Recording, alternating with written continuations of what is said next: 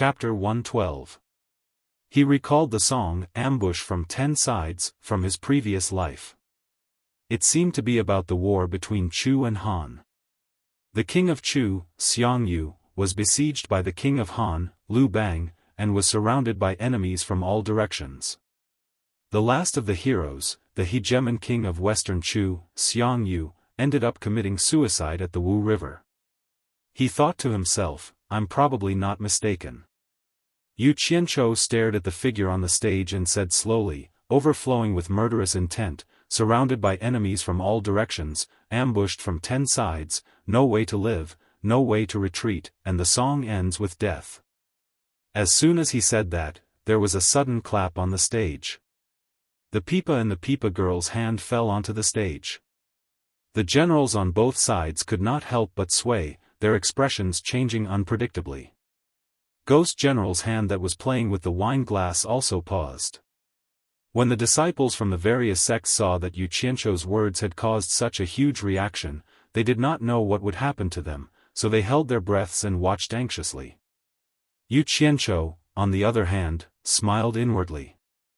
He reckoned that the person on the stage was as unlucky as Xiongyu. His guess was right. This song was written by Ghost General when he was surrounded in the last battle before his death. In the end, after the maidservant played the song once, the enemy launched a large-scale attack, and all the generals present were the souls of the dead. Just like that, Yu Qianzhou's words evoked the tragic memories of their defeat. How could they not be moved? Ghost General walked up to the maidservant, bent down to pick up the pipa, and returned it to her with a sigh. The maidservant held the pipa, looked at him gently, and shook her head. Yu Qianzhou saw the two of them exchanging flirtatious glances. The latter thought to himself, what a *T maidservant, I think she's more like a concubine. He then looked at the maid beside the general's seat. Only then did she look like a maid. The red-armored Ghost General took a few steps back and glanced at the absent-minded people. He frowned slightly and stared at Yu Qianzhou, shouting in a deep voice, I don't care if you're really talented or not. But you've spoken rudely and disturbed the morale of my troops. You'll be beheaded according to the military law. It seemed that Yu Qianzhou's words really touched his sore spot. The disciples of the various sects started to panic. After killing Yu Qianzhou, they would be next. F***ck me. Behead your mother. You've long since become a ghost. Military law my ass. Yu Qianzhou was stunned for a moment, then he sneered and said, the great general is in control of the military, killing me is naturally not a problem. But does the great general still remember? You're the one who wants me to judge the song. After that, he criticized me for disturbing the morale of the army. Could it be that the great general was a fickle villain? The great general is famous in the demon domain. I didn't expect. He shook his head and said, you've really disappointed me. After that, he thought to himself, it seems like I have to get ready to leave. His rebuke made the disciples of the various sects even more flustered. On the other hand, the generals on both sides, including the hot-tempered one, all stared at the Ghost King on the stage. Ghost General swept his gaze to both sides and snorted coldly. He said, what a glib tongue. You're Yu Qianzhou, right? Yu Qianzhou, I want to see if you can Yu Qianzhou. Don't say that I didn't give you a chance. If you can restore the morale of my troops and restore the morale of my troops, I'll let you go. Everyone could see that Ghost General's words were undoubtedly making things difficult for him. Instantly, all eyes fell on Yu Qianzhou. F***ck. Yu Qianzhou's gaze paused on the maidservant holding the pipa on the stage and the zither on the shelf behind her. He smiled and said, how would I dare to disobey the order of the great general? However, I have a small request. I wonder if the great general can agree to it. Ghost General snorted coldly. Speak. I want to borrow something from the great general's roll-calling platform, Yu Qianzhou said bluntly. I don't care if you're Ghost General or not. Anyway, I'm not afraid of you. Everyone didn't know what he wanted to do and looked curiously at the roll-calling platform. Even the Ghost King turned around and glanced behind him. He didn't find anything special and couldn't help but sneer. You have to use everything on the platform. However, if you don't meet my requirements after using it, don't blame me for punishing you according to military law. Actually, he was a little curious about Yu Qianqiu. Seeing that the Ghost King agreed, Yu Qianqiu didn't say anything and climbed up the side of the roll-calling platform indifferently. Standing on the platform, he looked around. It felt good to have thousands of soldiers and horses right under his nose. Everyone's gaze followed him. Yu Qianqiu paused on the platform. He looked at the long table filled with fruits and wine and said to the maidservant in front of the great general's throne, "Clean up everything on this long table." The maidservant was startled and looked at the Ghost King. The latter's eyes flashed with a trace of doubt. He frowned and said, "Do as he says." The maidservant immediately obeyed and quickly cleaned up the long table. Then, she stood to the side. Everyone's appetite was really whetted. Yu Qianqiu nodded in satisfaction. He then walked over to the maidservant holding the pipa and stood in front of her. He smiled and looked at her. She was indeed a beauty that could cause the downfall of nations. No wonder she was always by the great general's side. The maidservant was also looking at Yu Qianqiu curiously. She had never seen such a bold person.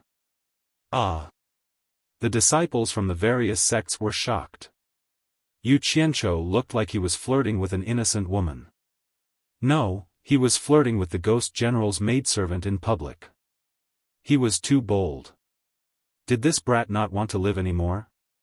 The generals on both sides of the platform looked at each other.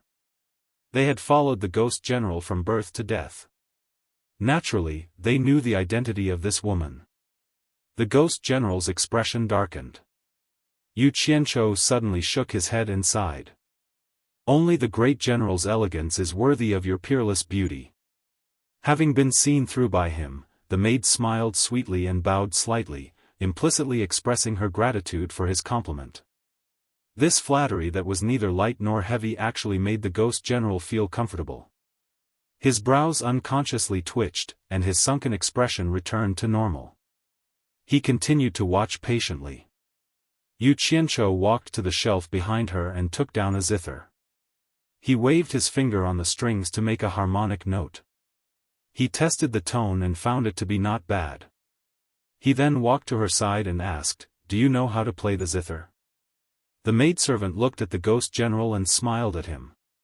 She turned back and said, "I know a thing or two." Yu Qianqiu hugged the zither and smiled. "Just now, the great general allowed me to listen to your song on the pipa. In the end, my evaluation angered the great general. Now that I have come across a piece of music, I have specially come to repay Mississippi. I respectfully ask Miss to listen. I hope that Miss's evaluation will be able to appease the great general's anger. I will be eternally grateful. Flattery must be done on the blade. Since the Ghost King had the same character as Xiangyu, this girl must be similar to Yu Ji. Pillow talk must be very powerful." Yu Qianqiu thought so. Although Yu Qianqiu spoke politely, the maidservant did not see any fear in him. The maidservant glanced at the Ghost General and said with a smile, "I can listen to the song, but I have never asked about the great general's military affairs." These words were smart. She was a smart woman. No wonder the Ghost King liked her. Yu Qianqiu smiled. He walked to the long table and put down the zither. He then sat down and made a "please sit opposite me" gesture to the maidservant. The maidservant smiled sweetly. She did not care about the disgrace of sitting on the ground. She placed the pipa on the shelf behind her and took down a praying mat. She walked over gracefully. The maidservant beside the great general hurried over and took the praying mat from the maidservant. She placed it opposite Yu Qianqiu. The pipa maidservant also sat opposite him seductively. Yu Qianqiu glanced at the Ghost General and saw that he was looking at the pipa maidservant with infinite love. He thought to himself that this woman was his Achilles' heel. The generals below the stage were dumbfounded. The disciples of the various sects were also dumbfounded. The female disciples looked at Yu Qianzhou with admiration. Gu Qingyun's chest rose and fell rapidly. He was thrilled. What a hero! I am ashamed. I, Gu Qingyun, am not even 1/10,000th as good. Chapter 113. At the peak of the mountain, the elders of the 6 major sects were relieved to see the dark clouds calming down. Suddenly, an elder shouted, "Look, it's moving." The elders gathered together and saw that the light dots on the 6 divine sense compasses, other than the scattered ones, had all gathered together and seemed to be moving in the same direction. The elders watched calmly, but after a while, the dot of light stopped moving again. What's going on? The elders found it strange. They were also people who had trained in the devil domain, so they knew that the scattered light spots were probably those experienced people who had already laid in ambush. But what was going on with so many people gathered together? They had never seen it before. Could it be that they were all captured by the ghost general? Xiao Wuyuan asked doubtfully. Everyone was silent. They all had this guess, and their hearts were heavy. Logically speaking, when this kind of situation occurred, they, the elders, should have taken action to help. But could they save them from the hands of the ghost general? Not only did he have the cultivation of the ghost king, but he also had many ghost king cultivators under him. If they, who were at the crossing calamity stage, went to the ghost general, they might not be able to return. Hey! An elder of supporting Immortals Island pointed to a moving light spot on the spiritual compass in front of him, and everyone gathered to look. Elder Quan and Elder Sun glanced at each other. They were very familiar with this light spot of divine sense. It was Yu Qianzhou's. Even Yu Qianzhou didn't move, so why did this kid move alone? Yu Qianzhou closed his eyes and prepared for a while. When he opened his eyes, he smiled at the beauty in front of him. His fingers flew on the strings, and the prelude was like floating clouds and flowing water. It was a tune that no one had heard before. The maid's eyes lit up, and she listened attentively. Since the ghost general could play the pipa, he naturally knew about this. He looked at Yu Qianzhou with a trace of surprise. The 3 female disciples of Wanfen Garden who knew Yu Qianzhou didn't know that he could play the pipa. They only knew that he had a good relationship with the elder in charge and often came to Wanfen Garden to eat and drink. Everyone gradually became immersed in the sound of the zither. Yu Qianzhou suddenly started singing. His voice was not perfect, and his singing was a little hoarse, but it had a leisurely charm.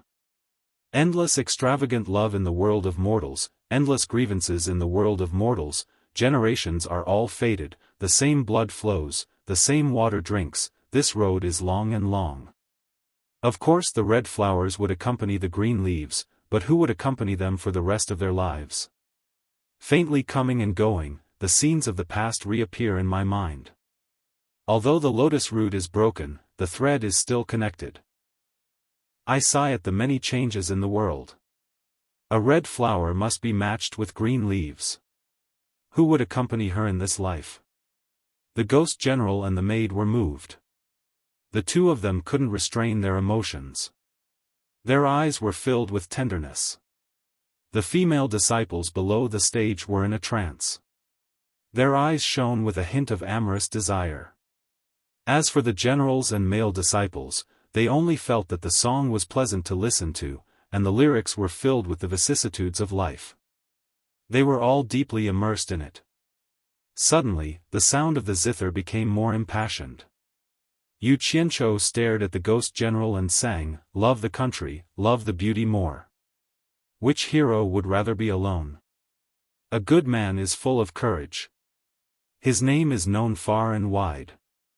How many autumns do we have in life?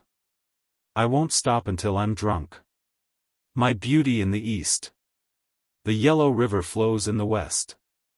Come, give me a drink. I won't stop until I'm drunk. Don't put your worries and troubles in your heart. When the second half of the song was sung, the ghost general's eyes moved away from the maid and stared at the Yuqiancho.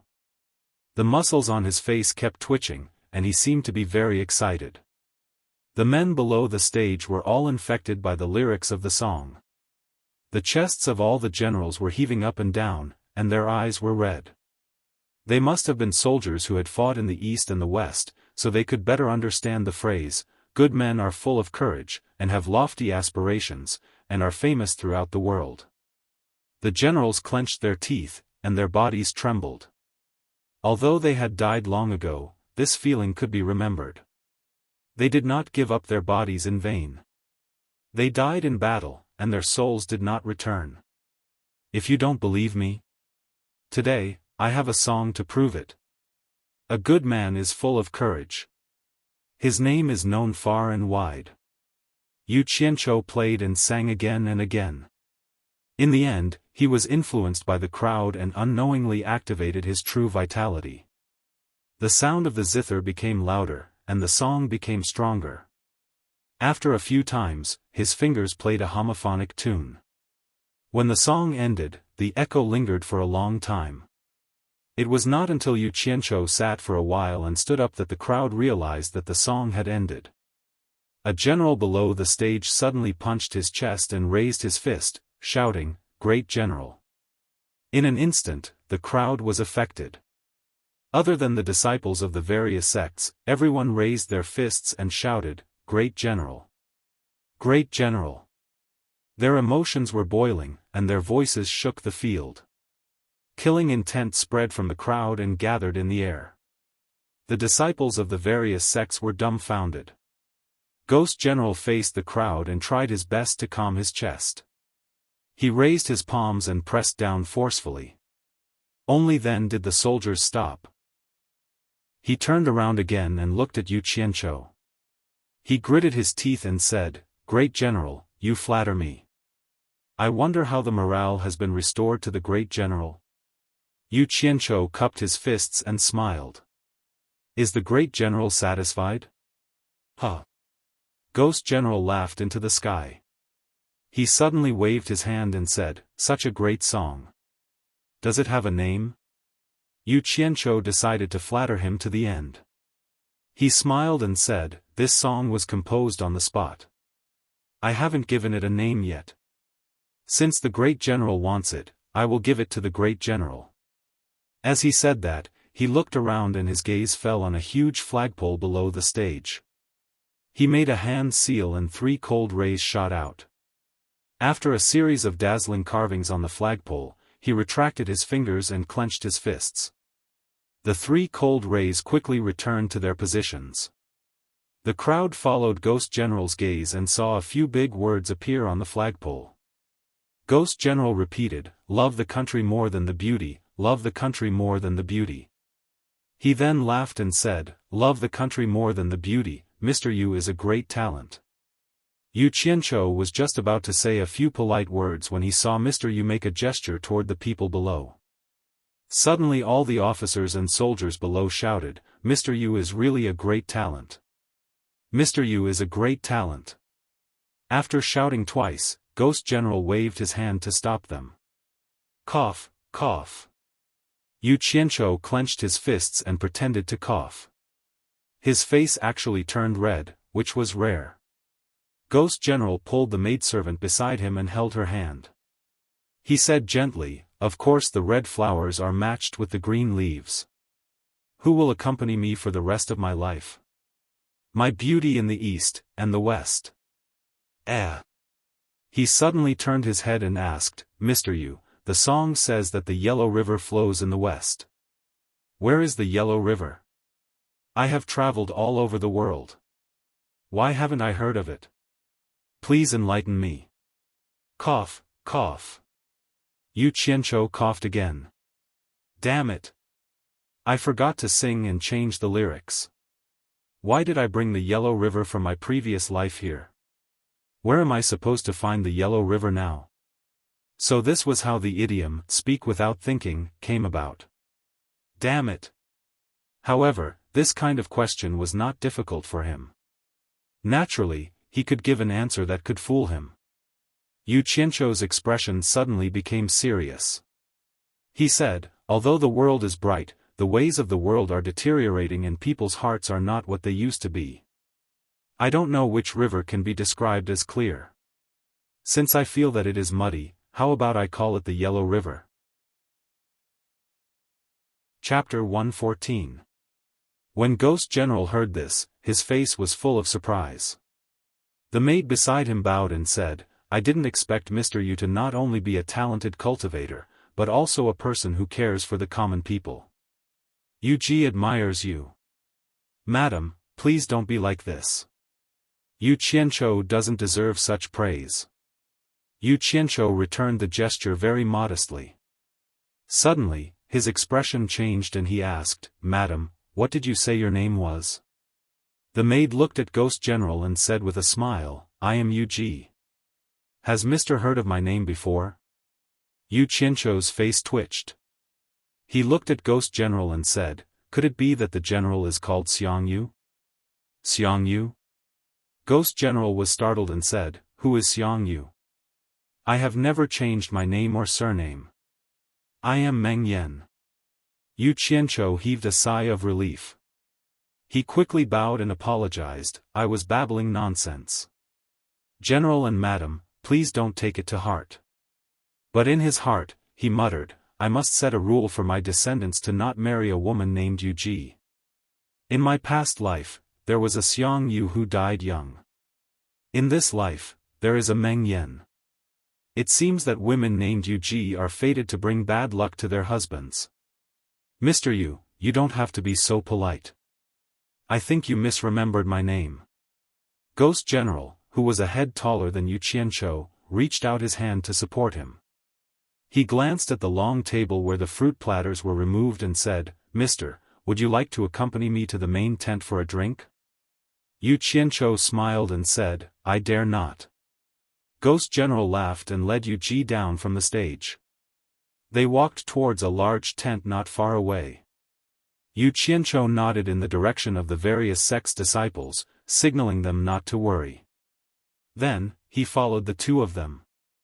The disciples of the various sects were now prostrating themselves in admiration towards him. In just a short while, after messing around, they had become Ghost General's honored guests. Their lives should be safe now. Many people suddenly remembered what they had said to Yu Qianzhou before. As long as they could leave the demon domain alive, they would give themselves to him.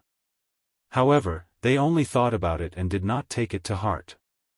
Everyone knew that it was just a joke. They believed that Yu Qianzhou would not take it to heart. Everyone naturally thought so.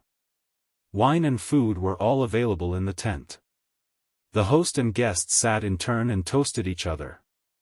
After a few glasses of wine, Ghost General Meng Yan suddenly asked, which sect does Mr. Yu cultivate in?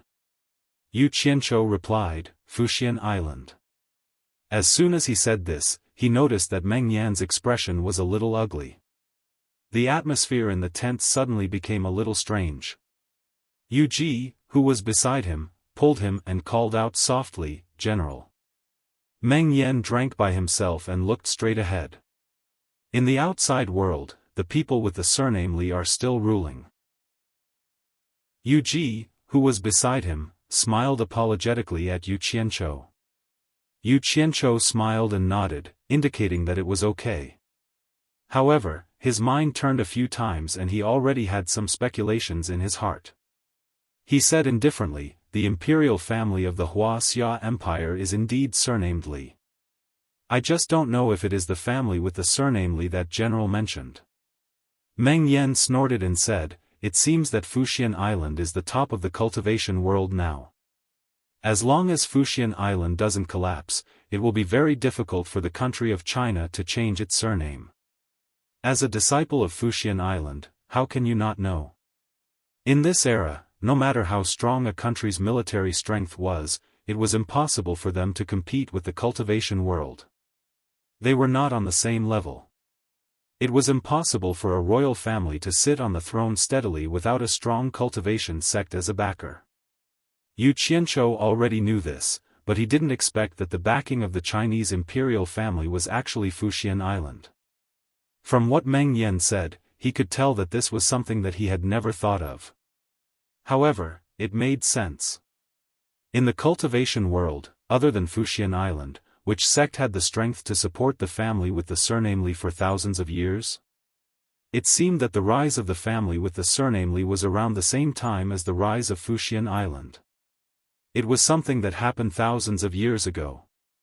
Yu Qianchou smiled bitterly and said, I'm just a foundation establishment disciple of Fuxian Island. General might be right, but I really don't know. You're still at the foundation establishment realm? Meng Yan and Yu Ji were stunned at the same time and looked at each other.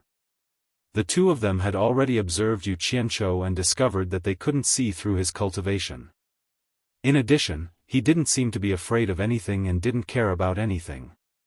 This gave the two of them an unfathomable feeling. After all, he looked too young. Yu Qianchou shook his head. It was hard to prove this. He suddenly smiled meaningfully and said, I'm also a disciple of An Kuangceng. Oh? The couple looked at each other again. Meng Yan smiled with great interest and said, What kind of sect is An Kuangceng? I've never heard of it. Since when can a person join two sects at the same time in the cultivation world? It was a taboo in the cultivation world in the past. Yu Qianchou raised his wine glass and took a sip. He said indifferently, Fuxian Island is ranked first among the righteous sects in the cultivation world, and An Kuangceng is ranked sixth. As for joining two sects at the same time, it's also a taboo nowadays. Since it's a taboo, why did you tell me? Aren't you afraid that it'll be spread out? Meng Yan looked indifferent, but he subconsciously straightened his body. Yu Qianchou smiled and said indifferently, Because I want to ask General for a small favor, so I treat you with sincerity. Small favor? Meng Yan looked at Yu Ji. The latter saw that they were talking about such a topic, so she raised her wine glass to her mouth and sipped it. She pretended that she didn't see anything, as if she wasn't interested in expressing her opinion on such a matter. Meng Yan snorted and said, I'm not related to you, so why should I help you? Because I think, if the Wuxia Empire were to be ruled by a different surname, General, I'm sure you'd be very happy to see it. Yu Qianchou plucked a grape from the table and easily popped it into his mouth. What a joke. If I wanted to be ruled by someone else, I don't need you to remind me. My hundreds of thousands of troops can change the face of the Wuxia Empire at any time. Even if your Fuxian Island and An Kuangceng join forces, you won't be able to stop them. Meng Yan said disdainfully. Is that so? Yu Qianchou smiled and said, I'm afraid it's not that General doesn't want to do it, but there's a reason you can't do it. For example, the hundreds of thousands of troops can't even leave the monster region, or there's some other reason. I don't know about that. Arrogant. Meng Yan was like a lion that was hit in its sore spot. He stood up abruptly and looked like he was going to make a move.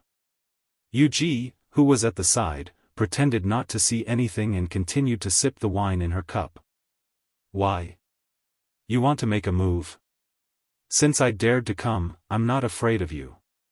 Yu Qianchou let out a cold snort. Instantly, a peerless beauty in a white dress appeared beside him. Her peerless face was as cold as ice as she slowly turned her head and stared at Meng Yan and Yu Ji. Teleportation. The two of them were shocked. When did the other party bring someone in? They didn't even know. Moreover, it was such a beautiful woman. She was so beautiful that even Yu Ji felt she couldn't compare. Suddenly, a powerful aura appeared from the other party's body and pressed towards the two of them. Meng Yan took a step forward and blocked in front of Yu Ji. A black and red baleful aura instantly came out of his body and blocked the aura. However, he was still forced to take a step back.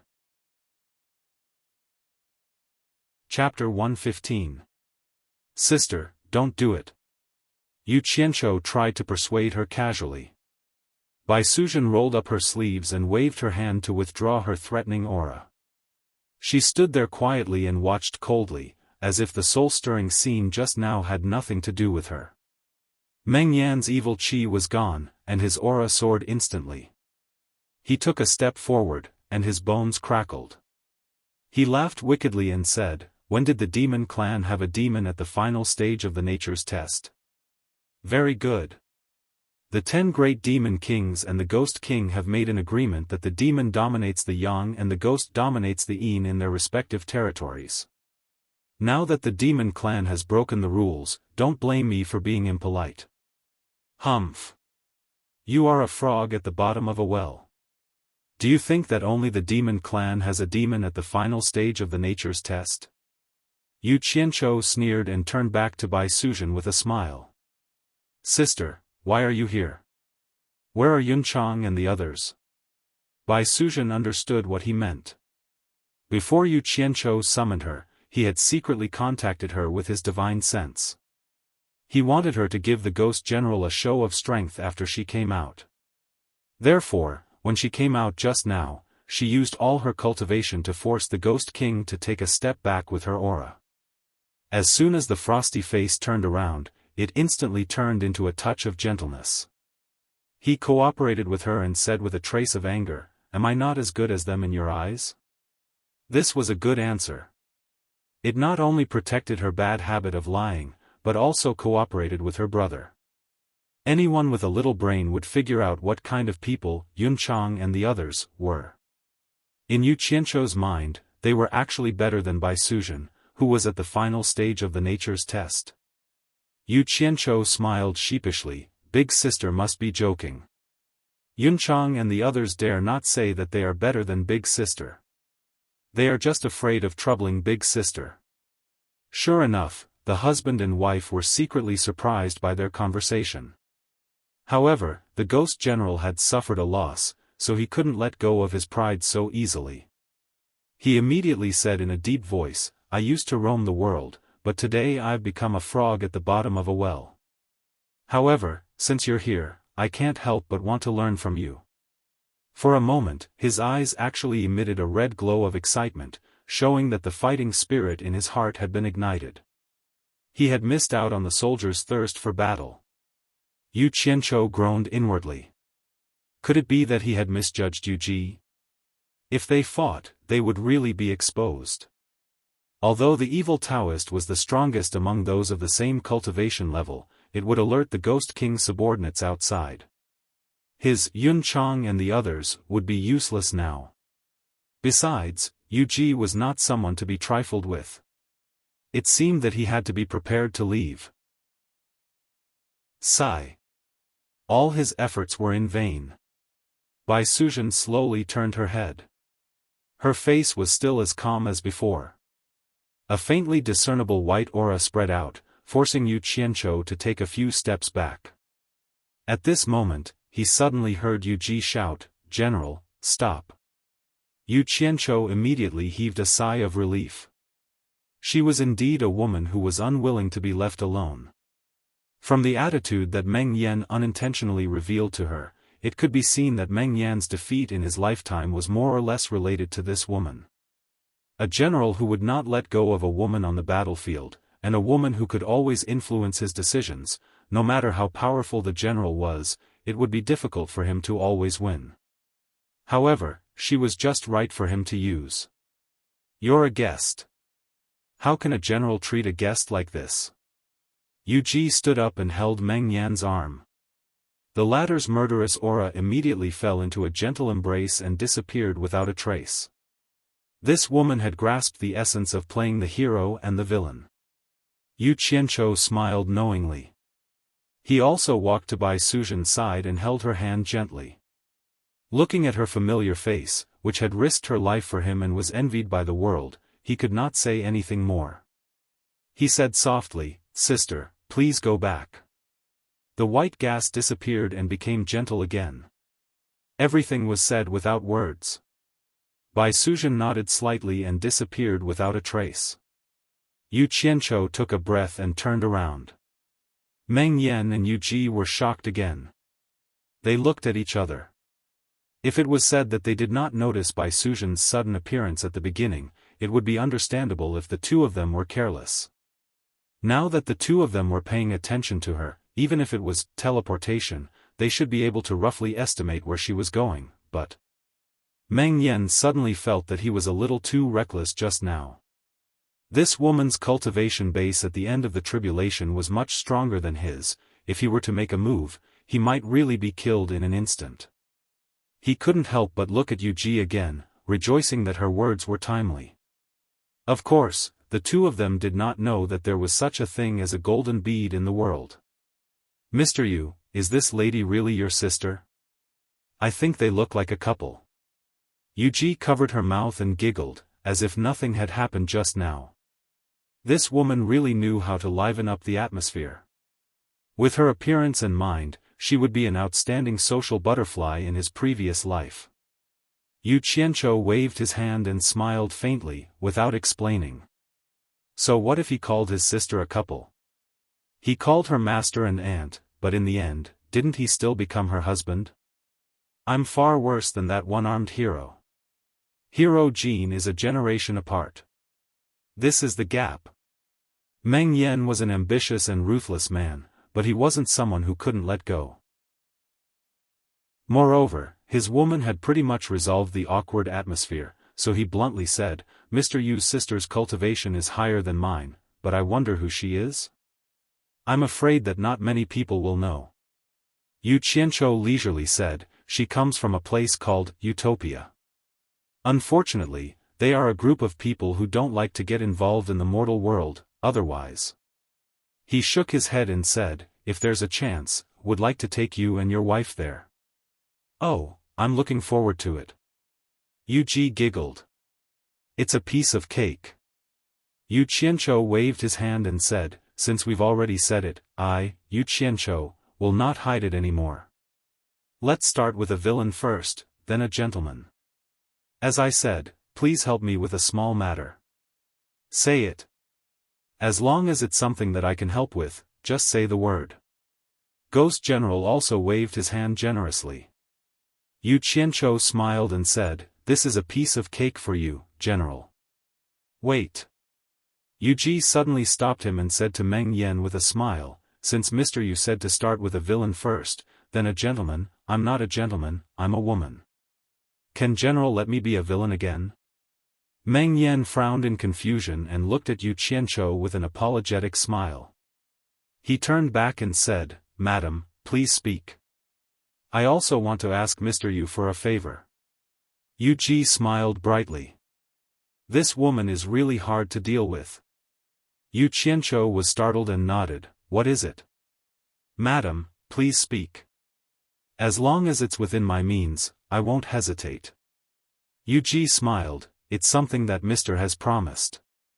Yu Qianzhou suddenly realized, is it about changing surnames and ruling the world? Does Madam have someone in mind? Why don't you tell me? He thought to himself that it's a pity. In his mind, the pillar of General Shi family is the best candidate for his plan. They have a large business, high influence and military power, saving him a lot of effort. It seems like his plan will be ruined by this bitch. Unexpectedly, Yuji shook her head and said, "No.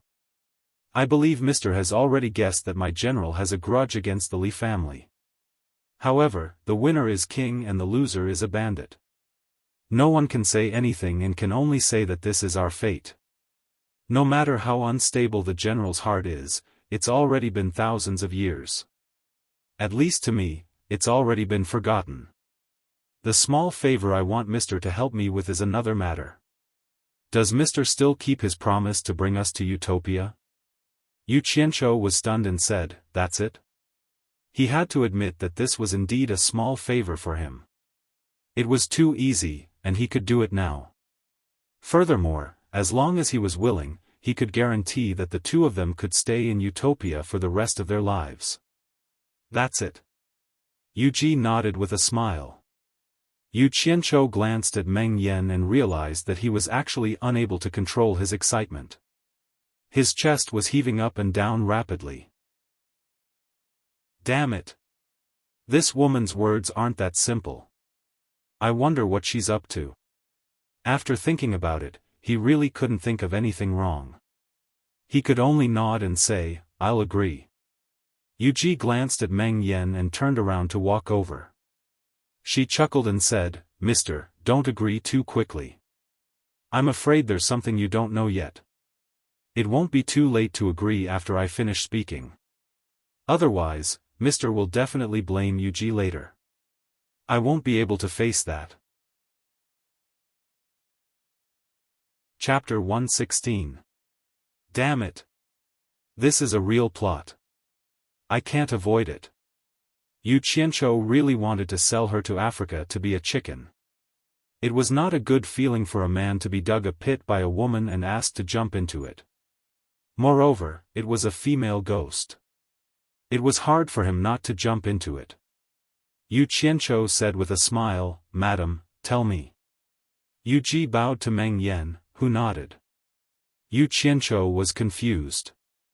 Yu Ji showed a rare solemn expression and asked, "How much do you know about the demon ghost region?"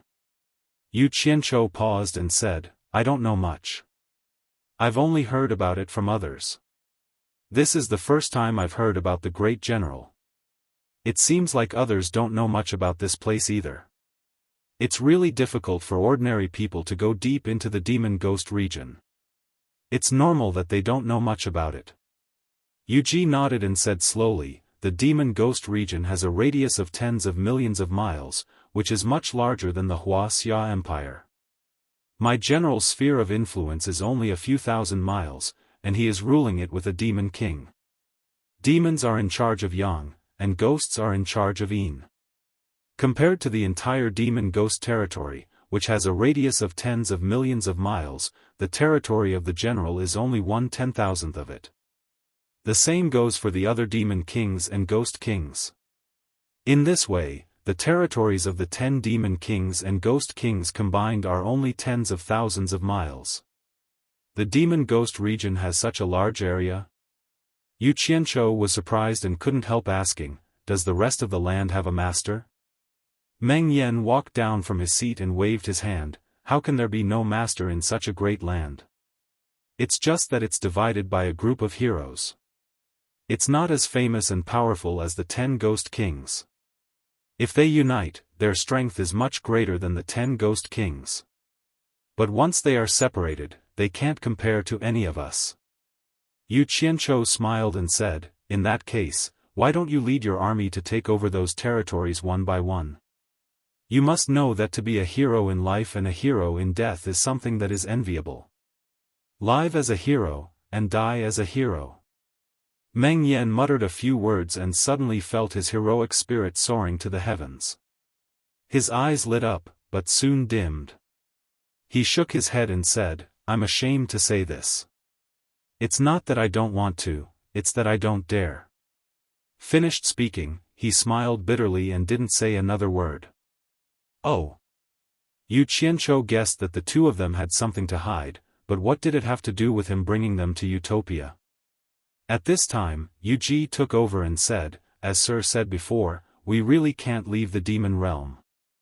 If we can, with the strength of the army under General's command, it won't be difficult to change the Li clan's dynasty and make someone else the ruler. However, it's the same reason General is in the demon realm. It's not that we don't want to, but we don't dare." Yu Qianzhou sized up the two of them and asked suspiciously, "Could there be someone who can threaten General?" Yu Ji and Meng Yan exchanged glances. The former nodded and said, "There's indeed someone who can threaten General, and it's precisely because of his threat that the demon realm isn't in chaos. General's army doesn't dare to leave the demon realm, and the other demon ghost king also doesn't dare to act recklessly because of that person's threat."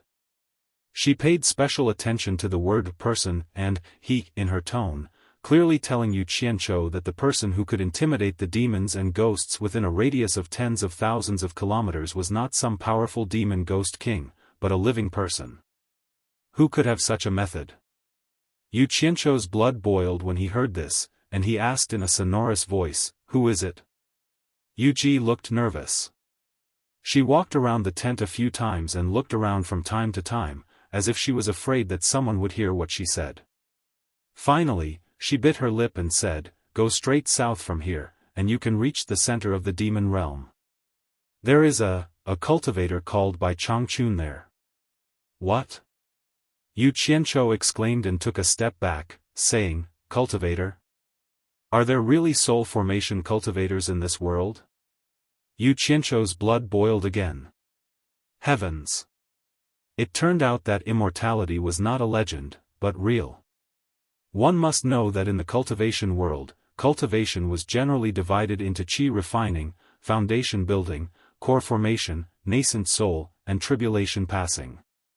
These 5 levels of cultivation, at the end of the tribulation passing stage, it was already very good to live for 700 to 800 years.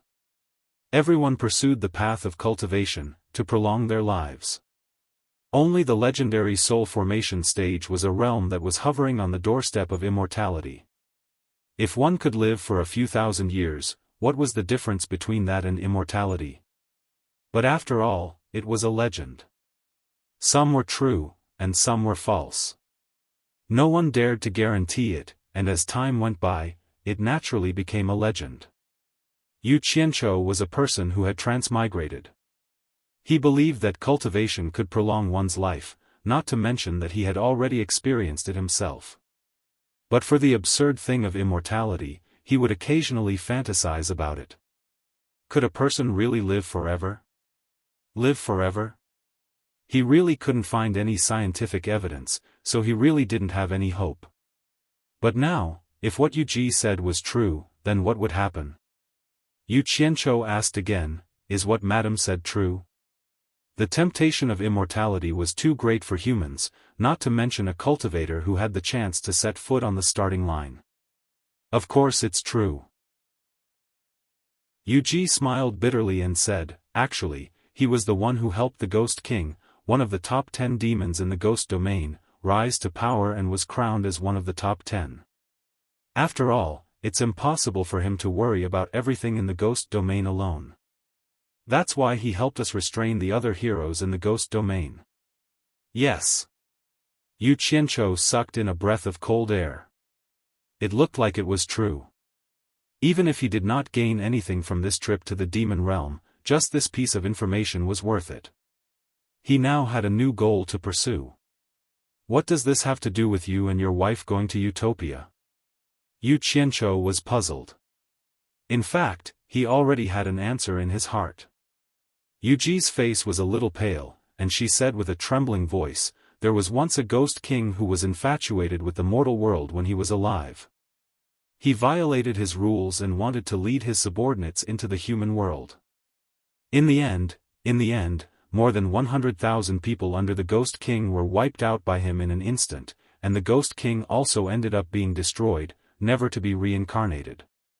Meng Yan sighed as well. It seemed that he too had a lingering fear. F***ck. That's too powerful. More than 100,000 ghost cultivators were wiped out in an instant? Perhaps only a soul formation cultivator could have such a method. Yu Qianzhou's face twitched non-stop, and he looked at Yu Ji, not knowing whether to laugh or cry. Madam! You! Don't tell me the small favor you asked me to take you out of the ghost domain? These demons and ghosts were probably thinking about leaving the ghost domain all the time.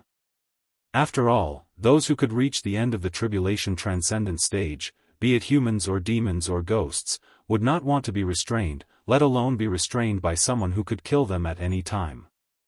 But the key is that you guys bring your families with you when you go out.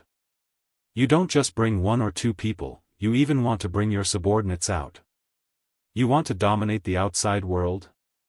If you really do that, the world will be in chaos. He now understood the thoughts of the soul formation cultivator, by Changchun, which was to restrain these demons and ghosts here forever. It would be fine if they were obedient, but they would be killed without mercy if they were disobedient. There was no reason to reason with them. Yu Ji's expression also recovered at this time, and she smiled sweetly. Is Utopia in the ghost domain? Yu Qianzhou was speechless. It was not in the ghost domain, but it could also be said to be in the ghost domain because Utopia was with me. He smiled bitterly. Madam, you think too highly of me. Madam, you don't think that I have the ability to fight against a soul formation cultivator, do you? Chapter 117. Now, he was ready to give up on asking for their help. This matter was too dangerous. It was easy to bring them out, but if Bai Changchun found out one day, who knew what the consequences would be? It was not a good thing to be targeted by a legendary figure. It would be easy to take his life. To put it bluntly, he was afraid that he would not even have time to hide in Utopia. Overruling him was just a matter of a thought. Who would dare to help him in supporting Immortal Island? Who would be able to help him then? Yu Ji suddenly covered her mouth and giggled. She laughed so hard that Yu Qianzhou and Meng Yan were a little confused. After a long time, she stopped and said with a smile, "Are you afraid, mister? Damn it! I wonder if there is Africa here. Anyway, your skin is soft and tender, I will let you laugh to your heart's content." Yu Qianzhou put on a fake smile and asked, "Aren't you afraid?" Yu Ji was startled and couldn't laugh anymore. She shook her head and said, "Mister, you worry too much. Of course, I understand that this matter can't be done easily. I just want a promise from Mister. As long as you promise to fulfill your promise when you have the ability in the future, it will be fine." After saying that, she stared at him with her big, seductive eyes. Promise. Another promise. I owe Ma Jiogu one, and now it's here again. Yu Qianzhou felt a headache when he heard the promise. He couldn't help but ask doubtfully, "How do you know that I will have the ability in the future? Don't you want to hear what I need your help with first? Aren't you afraid that you will be busy for nothing?" Yu Ji smiled. It was true that she was a female ghost with cultivation, but she was a woman who had experienced the prosperity of the world. She was a woman who was reluctant to leave the mortal world. She didn't want to stay in this drowsy place anymore. She didn't want to live a life where she could be destroyed at any time. After a year, 2 years, thousands of years, she really wanted to return to the human world. Although she couldn't walk in broad daylight due to the influence of the great law of heaven and earth, it was enough to sing and dance in the dim lights every night. Today, with Yu Qianzhou's zither in hand, he took the lead, completely evoking her long-hidden desire. When she was alive, she sang and danced to celebrate peace. If not me, who would take the lead? Although she was tempted, there was a powerful existence in the demon realm that made her tremble. She was helpless, helpless. Until Yu Qianzhou casually summoned a female demon in the late tribulation passing stage. Not only was the demon more beautiful than her, but the most unbearable thing was that while they were in the demon realm, she could leave at will and go wherever she wanted. From the conversation between Yu Qianzhou and her, it was obvious that there was a group of people who were more powerful than her, and a group of people who had a higher chance of entering the Huashan realm. Since Yu Qianzhou could easily summon such a figure with such a powerful background, Yu Ji's heart became active again. This might be an opportunity for her to leave this place that she had hated for thousands of years. No matter whether she could succeed or not, it was better to have hope than to have no hope. If Yu Qianzhou knew her thoughts, in addition to feeling sad for Meng Yan, he would also sigh. Women in his previous life and this life were all the same. Women who were used to wandering around the brothels were too wild and not suitable to be his wife. At least, he would not feel at ease as a pretty daughter of a humble family. As long as it doesn't make things too difficult for us, I and the general can agree to help Mr. with a small favor. Since Mr. is so talented, you must be a person who keeps his promises. No matter if you can do it in the future, I just want Mr. to promise me. After Yu Ji finished speaking, she saw that Yu Qianzhou was still hesitating. She immediately decided to increase the bargaining chip. She took a token from her waist and handed it over with a smile. This token is for Mr. In the future, within a radius of thousands of miles, as long as Mr. uses this token, no matter if it is a demon or a ghost, they will have to give you some face. Damn! This is a good thing. Yu Qianzhou subconsciously reached out to take it and stroked it. TSK. I heard that there are a lot of good spiritual herbs for alchemy in the demon ghost territory. Some good spiritual herbs that have long been extinct outside. Meng Yan suddenly opened his eyes wide. He really didn't understand why Madame would do such a thing. Could Yu Qianzhou help them out of the demon ghost territory? Was it worth giving away his Ghost King's token? Wouldn't Yu Qianzhou be able to do whatever he wanted here in the future? He immediately wanted to stop her. Yu Ji might know him too well. While Yu Qianzhou was not paying attention, she turned back and shook her head slightly. She winked at him, telling him that she would explain to him, but not now. Meng Yan paused. He remembered that Madame always had her own opinions. She must have some other intentions by doing this, so he didn't say anything. Since Madame is so kind, this, that. Yu Qianzhou mumbled and thought to himself, damn it. He would be an idiot if he didn't take such an obvious benefit. He immediately put away the token and promised solemnly, I promised Madame that when I have the ability, I will definitely bring you and your wife to Utopia. Even if you and your wife want to stay there for a long time, I can guarantee that the people there will definitely not reject the two of you. He specifically emphasized that it was a virtuous couple, just the two of them. He didn't want to take his entire army with him. Of course, since he had already said that he had the ability, he wouldn't mind taking them with him if he could be of use to his army in the future. Yu Ji's eyes lit up. The fact that the other party could add a hidden chess piece to his promise meant that he was someone who valued promises. He would not easily agree to things that he could not do, which made her feel more at ease. As for whether he would bring everyone away, it was not something she cared about. However, Yu Qianzhou saw that Meng Yan's face had already darkened. Clearly, he had already understood what he meant. It seemed like it was a little too much for him to take something that was not even a semi-finished product from him. Furthermore, something like the token could not be used just because the other party gave the order. It was not too safe. Ahem. Yu Qianzhou coughed and added to Yu Ji, as long as Madame's words are valid, you can take my words as an oath. What he meant was that as long as her words were valid, then he would have sworn to her just now. Cultivators would really suffer retribution if they made random oaths. However, if her words were not valid, then he could pretend that he did not say anything just now. Yu Qianzhou concluded that Yu Ji must be plotting something. Otherwise, she would not be so eager to throw herself at him. Yu Ji was even happier that he could say something like an oath. She chuckled and walked to Meng Yan's side. She pulled his arm and said, General, it seems that Mr. is afraid that my words are not valid. I hope that General will agree to it personally. The displeasure on Meng Yan's face disappeared in an instant. He nodded to Yu Qianzhou and said, Mr., please rest assured. Madame and I are one.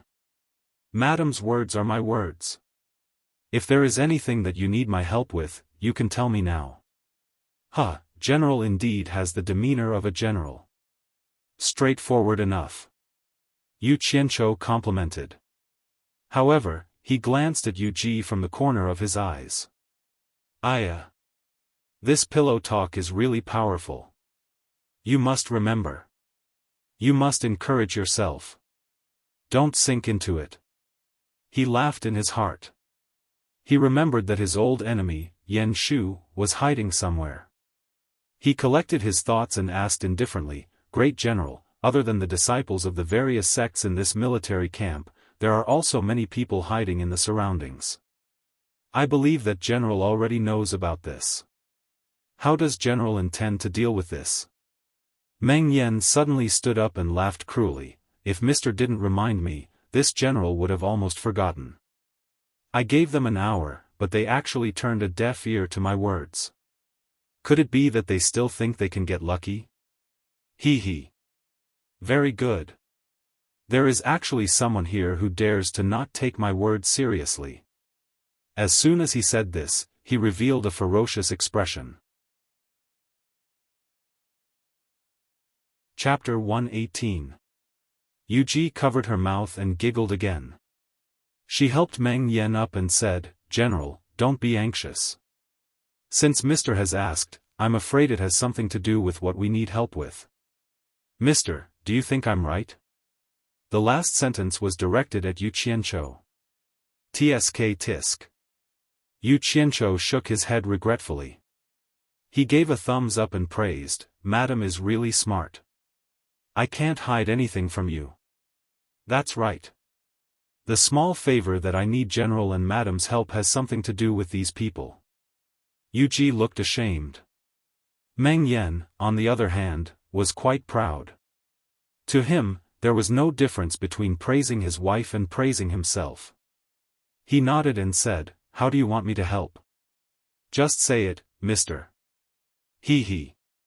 Yu Qianzhou gnashed his teeth and said, "When we first arrived at Fei's sinister realm, those fellows clearly knew that there was danger, but they didn't warn us.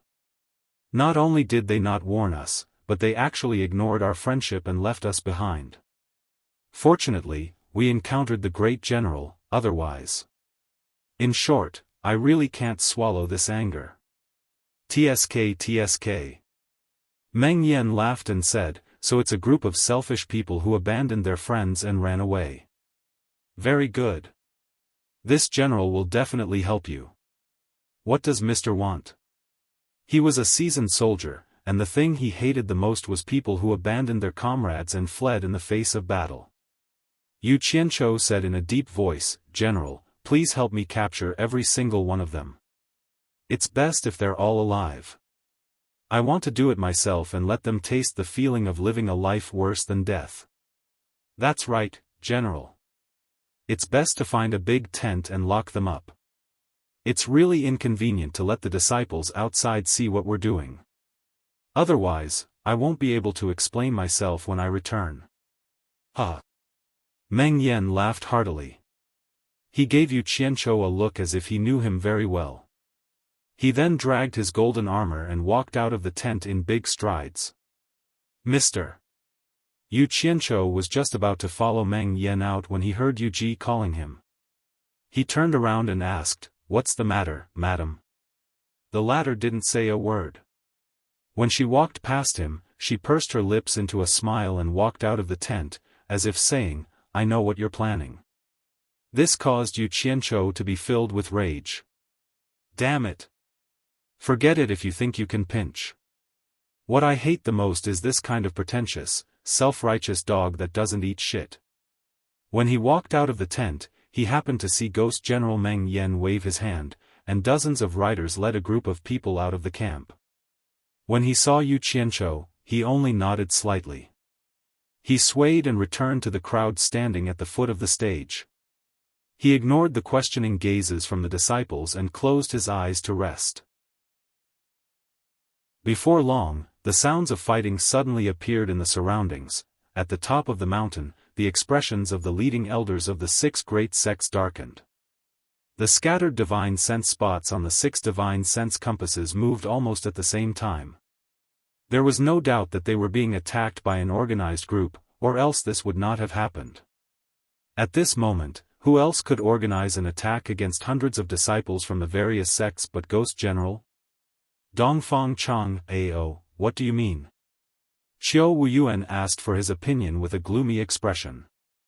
Here, his 10,000 demons and supporting Immortal Island were undoubtedly the absolute leaders of the righteous and evil sections. Their opinions were basically the opinions of the 3 sections. Dongfang Chang, Ao frowned.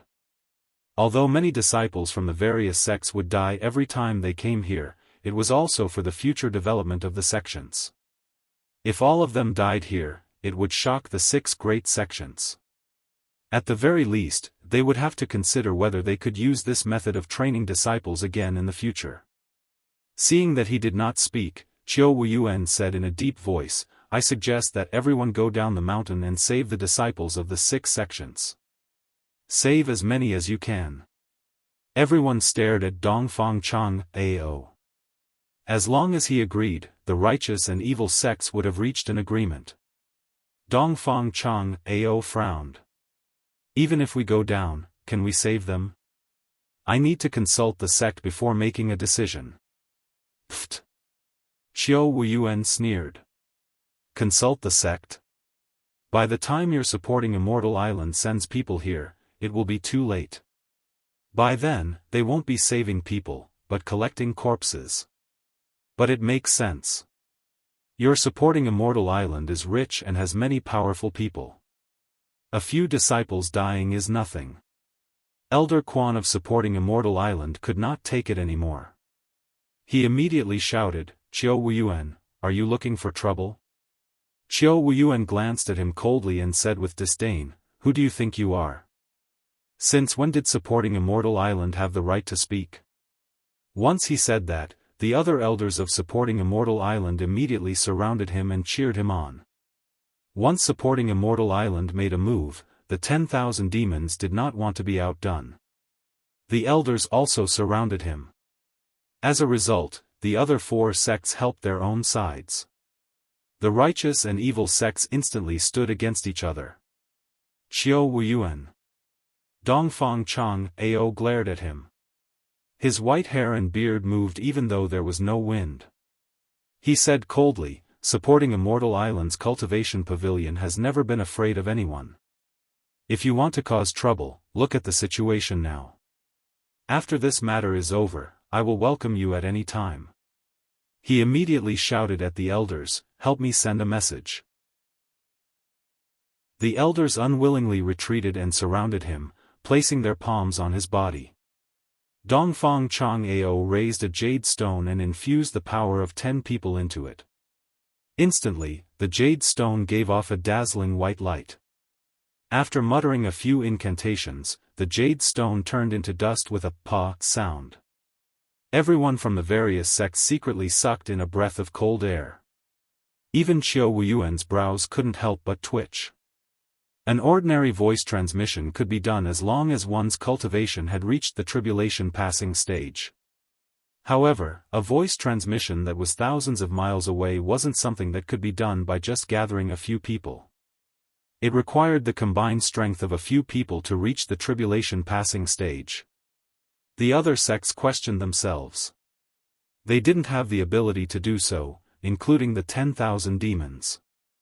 After the people of supporting Immortal Island dispersed, they acted like it was no big deal. This shocked the other sects even more. Dongfang Chang Ao nodded at everyone and said, the message has been sent to my Heaven Heart Pavilion. Later, there will be. He suddenly paused and closed his eyes to focus. After a while, he opened his eyes and looked at everyone. My Heaven Heart Pavilion has sent a decree from the sect master. Disciples of supporting Immortal Island, please be calm and don't act rashly. Heaven Heart Pavilion has sent 6 final stage crossing tribulation stage experts to come here at top speed. The 9 elders of supporting Immortal Island were delighted. They bowed and said, we will follow the sect master's decree. The elders of the other sects looked at each other in dismay. As expected of the supporting Immortal Island, it was worthy of being the #1 sect in the world. Just a casual move was enough to send out 6 consecrators at the final stage of the crossing of tribulations. Xiao Wuyuan snorted coldly and didn't say anything. After all, it was unrealistic to rely on the 3 demonic sects to go down the mountain and rescue people without the help of the righteous sections. Moreover, 6 of the supporting Immortal Island's consecrators were coming here at top speed. With their cultivation, they would arrive very soon. Not good. Everyone, look. A Deluo sect elder pointed at the divine sense compass and shouted. Everyone couldn't be bothered with the small conflict that had just happened. They gathered together to watch. The disciples of the various sects who were hiding in the surroundings gathered together. Moreover, the divine sense light spots were dimmer. It was obvious that they were all injured. Hehe, Ghost General is so powerful. He actually captured all of them. Dongfang Chang Ao. Xiao Wuyuan retracted his gaze from the divine sense compass. He raised his head and sneered. Now, all the sects are counting on the 6 consecrators of supporting Immortal Island. I hope they will arrive soon. Otherwise, we will have to collect their corpses. Chapter 119. One by one, the disciples of the 6 sects were escorted into the military camp by the ghost soldiers and generals. They staggered as they walked, and all of them had injuries on their bodies. They looked dispirited, and there were close to 400 of them. The disciples who took the initiative to visit looked at the seniors who were captured with different expressions. It was hard to tell if they were gloating or pitying them. They could only watch as they were locked up in a few big tents. As for what would happen next, no one knew. After Yu Qianzhou's gaze found his old enemy in the crowd, he retracted it without stopping. He wiped away the smile on his face and turned to the crowd, shaking his head and sighing. Sigh. If I had known this would happen, I wouldn't have done it in the first place. I'll go and beg the general to let them off. As he spoke, he staggered towards the central tent. Not a single ghost soldier or general stopped him. Actually, none of the disciples of the 6 sects wanted him to plead for them. However, they could only keep their thoughts to themselves and not say it out loud. When Meng Yan saw Yu Qianzhou enter, he chuckled. Everyone's dantian is sealed, and they can't fight back. Mister, if you have something to do, you can go and do your own thing. No one will disturb you. Yu Qianzhou chuckled and cupped his hands to thank him. He turned around and walked out. He came to a big tent where the disciples of the 6 sects were locked up and looked around. As expected, he didn't see any of Meng Yan's subordinates. The people who were locked up lifted their heads weakly and were shocked when they saw the person who came. Some of them had even met Yu Qianzhou at the peak of the mountain. How could this disciple of Fuxian Island come and go as he pleased? Yu Qianzhou couldn't be bothered to talk nonsense, and there was no need for him to. After contacting Bai Suzhen in Utopia, he immediately made his move, and the people he touched disappeared one by one. He clapped his hands and looked around at the empty tent. Expressionlessly, he went to the next tent and did the same thing. Finally, he entered the tent where Yan Shu was locked in. Under the latter's terrified gaze, he cleared everyone around him and stood in front of him. He rolled up his sleeves and smiled, "Martial Uncle Yan, I finally get to see you. I've been waiting for this day for a long time. Sigh. I can finally resolve one of my worries." Yan Shu was inexplicably terrified. He staggered backwards. "Yu Qianzhou, what are you doing?" "Pa." Yu Qianzhou walked over and gave him a heavy slap, causing him to fall to the ground. He then jumped up and stomped on Yan Shu, cursing. "Fuck, do you think you can call my name so casually?" Yan Shu howled as he crawled everywhere. His dantian was now sealed, and his body was only slightly better than a normal person's. How could he endure the punches and kicks of Yu Qianzhou chasing after him? His nose and mouth were bleeding non-stop. After a while, Yu Qianzhou straightened his back and let out a deep breath. "It feels so good to beat my enemy. Fuck, I haven't felt so good in a long time." He stretched his chest, clenched his fists, and loosened his muscles. He rolled up his fallen sleeves again. This time, he rolled them up high to prevent them from falling again. He walked over to Yan Shu, who was hiding under the long table, and gave him a slap. Then, he smiled. "Now you know what I'm going to do, right? Based on our good relationship, what do you think I'm going to do?" "Of course, I'm going to F***CKU. Yan Shu, who had been beaten out of shape, had blood all over his face. He mumbled, "Yu Qianzhou, if you dare to treat me like this, my father won't let you go." Hee hee. What King genius. Yu Qianzhou sneered. "You idiot, who won't let who go?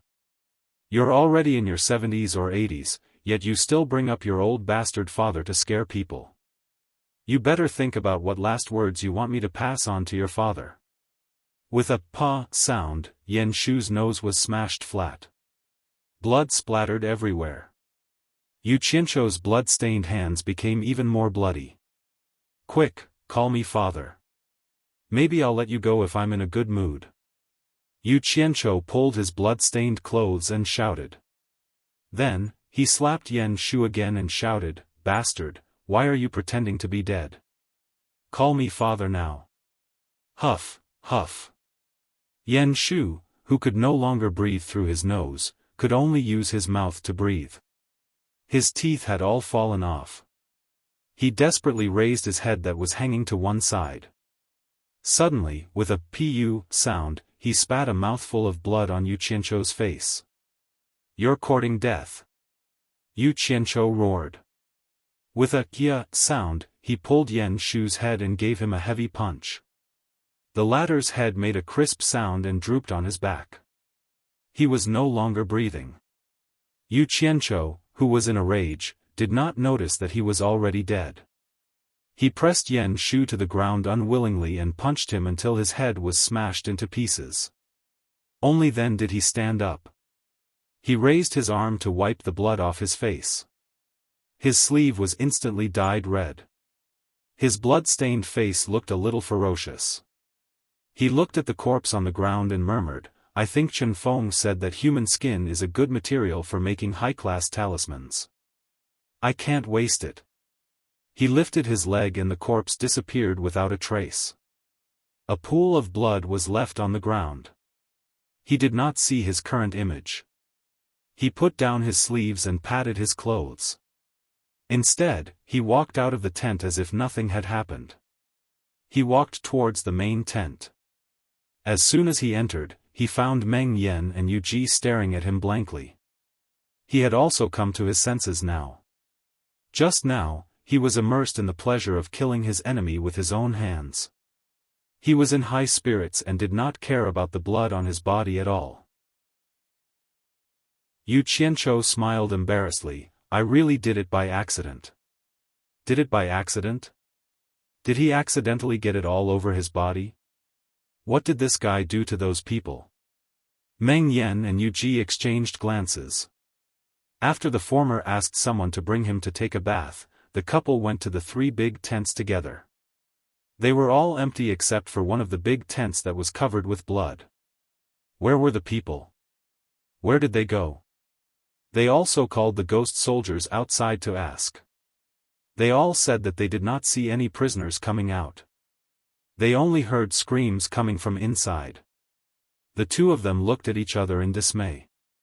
They knew that there were some cultivators in this world who would cultivate some demonic arts and evil techniques.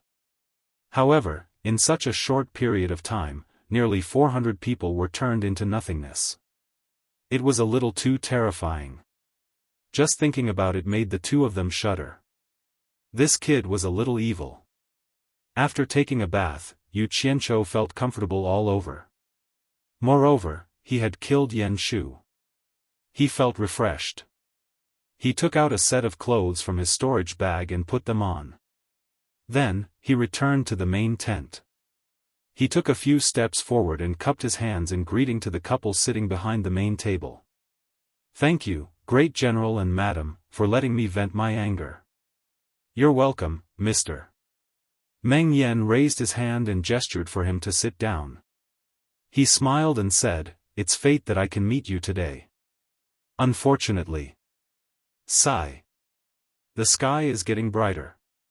It's not convenient for me to ask you to stay." Yu Qianzhou also knew that no matter how powerful Meng Yan and the others were, they would not dare to come out in broad daylight. This was the restriction of the laws of heaven and earth.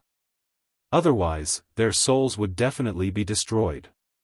He nodded and asked, "Is General going to break camp?" "Yes." Meng Yan raised his hand and pointed to the south. He said, 1,000 miles to the south, there is a canyon called Valley of Een Wind. It is my headquarters. Mister, if you have time, please come and visit. Thank you, great general. If that's the case, I'll take my leave. I'll definitely pay you a visit another day. Yu Qianzhou stood up and said. Now was not the time to talk. If he stayed any longer, he would only bring trouble to them. The laws of heaven and earth were merciless. Please. Meng Yan raised his hand. Then, he and Yu Ji saw him off. Below the stage, Yu Qianzhou once again turned around to thank the two of them.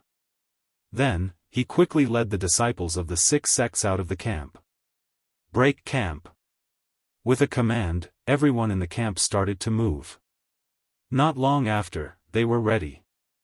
The army from the world of spirits and souls disappeared in front of the disciples of the 6 sections. Those disciples from the other sects who were captured were also nowhere to be seen. Yu Qianzhou looked back at the crowd and smiled bitterly. Those seniors didn't show up in an hour, which angered the ghost general. It was useless no matter how much I tried. In the end, they all sigh. The crowd was already very grateful to him for surviving the disaster. Moreover, they were not interested in those seniors from the other sections. Hence, they all comforted him and advised him not to blame himself. Chapter 120. Yu Qianzhou looked at everyone with a bleak expression. He kept shaking his head and blaming himself, but he was complaining in his heart. He wanted to ask the ghost general to help him take these people away, but he still had many things to rely on Fuxian Island to do. Moreover, the old farts on the mountain had a bullsh *T divine sense compass. If he went back alone, he would definitely arouse suspicion. However, there were benefits to keeping these people. At least it could prove that the hundreds of disciples from various sects had nothing to do with him. Forget it. It was not bad to get a group of nascent soul and core formation stage cultivators. At least they were stronger than these people who were mostly in the foundation establishment stage. It would save him more energy to help them improve their cultivation. He could think about the rest later. Everyone. Brothers and sisters from various sects, please listen to me. Yu Qianzhou seemed to have thought it through instantly. He shouted to everyone, "Everyone, disperse. It's only been a day. There's still a long way to go. Everyone, take care." After that, he waved at Ko Xuehua, the girls, and Gu Qingyun. "Let's go." They nodded and followed him into the depths of the demon ghost region. After walking for a short while, they realized that something was wrong. They looked back and saw a group of female disciples from the Moon clan not far behind them. Behind them were disciples from various sections. They were following them at a distance that was neither too close nor too far away. It was the first time these people came to the demon ghost region. As for those who had experience, they were all taken into Utopia by Yu Qianzhou. Hearing that they were going to disperse, they immediately felt that something was missing. The demon ghost region before the sky was completely dark looked gloomy and terrifying. Everyone didn't know where to go. The disciples of the Moon clan were all women. Subconsciously, they followed Yu Qianzhou, who they thought was strong. After all, Yu Qianzhou's performance that night was too strong. He wasn't even afraid of the ghost general. It should be much safer to follow him. After all, women naturally liked to follow men who gave them a sense of security. After this night, Yu Qianzhou seemed to have become the backbone of the disciples of the various sections. The disciples of the various sects already wanted to follow. At first, they were still hesitating. Seeing that the Moon clan was following, they naturally followed suit. Just like that, everyone followed from a distance. Yu Qianzhou was stunned. "Why are you following us?" The disciples of the various sects gathered together again and suddenly felt very safe. No one answered him. After a while, a female disciple of the Moon clan pouted and said, "The demon ghost region is so big. How can you say that we will follow you? We can go whichever way we want. How could it be so coincidental?" Yu Qianzhou thought about it for a bit and understood. They were afraid. However, it felt good to be able to be relied on by others. If you were afraid, just say it. But this girl was still so stubborn. Yu Qianzhou smiled slightly and wanted to tease them. He nodded and said, "So it was us who blocked your way." Then, he smiled at Gu Qingyun and the others. Let's make way. Let the sisters of the Moon Clan go first. They smiled and made way for him. The female disciples of the Moon Clan were instantly embarrassed. They didn't know whether to leave or stay. In the end, the stubborn female disciple said to a slightly older girl beside her, "Senior sister, let's go. Otherwise, people will look down on the Moon Clan." Then, she was about to pull her forward. The senior sister stopped her and said, "Don't talk nonsense. The Moon Clan has always been on good terms with Fuxian Island." She turned around and bowed to Yu Qianchou. Lan Xinyue, the 19th generation disciple of the Moon Clan, greets senior brother Yu. "Don't mention it." Yu Qianchou cupped his hands casually and said. Although she was pretty, there were many beautiful girls in the cultivation world. If they weren't outstanding, there was nothing special about them. Lan Xinyue smiled and said, "Senior brother Yu, you are very talented. Please don't mind my junior sister. We have just entered the demon region and we are in a precarious situation. If you have any good suggestions, please enlighten us." Those words are pleasing to the ear. Yu Qianchou nodded, then turned to the stubborn woman and roared fiercely, "Girl, if you have nothing better to do, learn from your eldest senior sister. If you speak nonsense again in the future, you'll suffer greatly sooner or later." You. The female disciple was about to fight back but was dragged back by her peers. Yu Qianchou didn't want to talk to her anymore. He cupped his hands at the disciples and said, "It was pure coincidence that we met the ghost general when he was out on patrol. I don't think something like this will happen again. The sky is about to brighten. It will be the world of all kinds of demons soon. We will be too big a target if we stay together. It will be safer if we disperse. It will be best if we find a place where no one can find us. In fact, I am also in a precarious situation. I can't solve it by playing the Guqin with any demon. It is also dangerous for you to follow me. Take care of yourselves." That was all. No matter if they listened to him or not, he couldn't lead them around the demon region. So what if he protected them? They would go their separate ways after they left the demon region. How many people would remember him? It was the world of cultivation. That was it. "Let's go." Yu Qianchou disappeared in front of everyone with his companions. Everyone thought about it and felt that what he said made sense. Instantly, it became lively, and a new round of forming teams and groups began. The elders of the 6 major sects on the mountain peak looked very gloomy. From the divine sense compass, they could see that the light spots of the captured disciples had all disappeared. According to common sense, this meant that they were all dead. What a heavy loss. There was no doubt that these disciples were the elites of the various sections. What was strange was that the disciples who had gathered together seemed to be fine. Now, they had scattered. Whoosh! A few sharp sounds of fast flying came from afar. When everyone looked up, they found that there were 6 elders on the mountain peak. The one in the lead was Ma Jiugu, who was holding a walking stick. Obviously, the 6 elders of the supporting immortal island had arrived. The elders of the various sects were secretly shocked. As expected of an expert at the late stage of the crossing tribulation.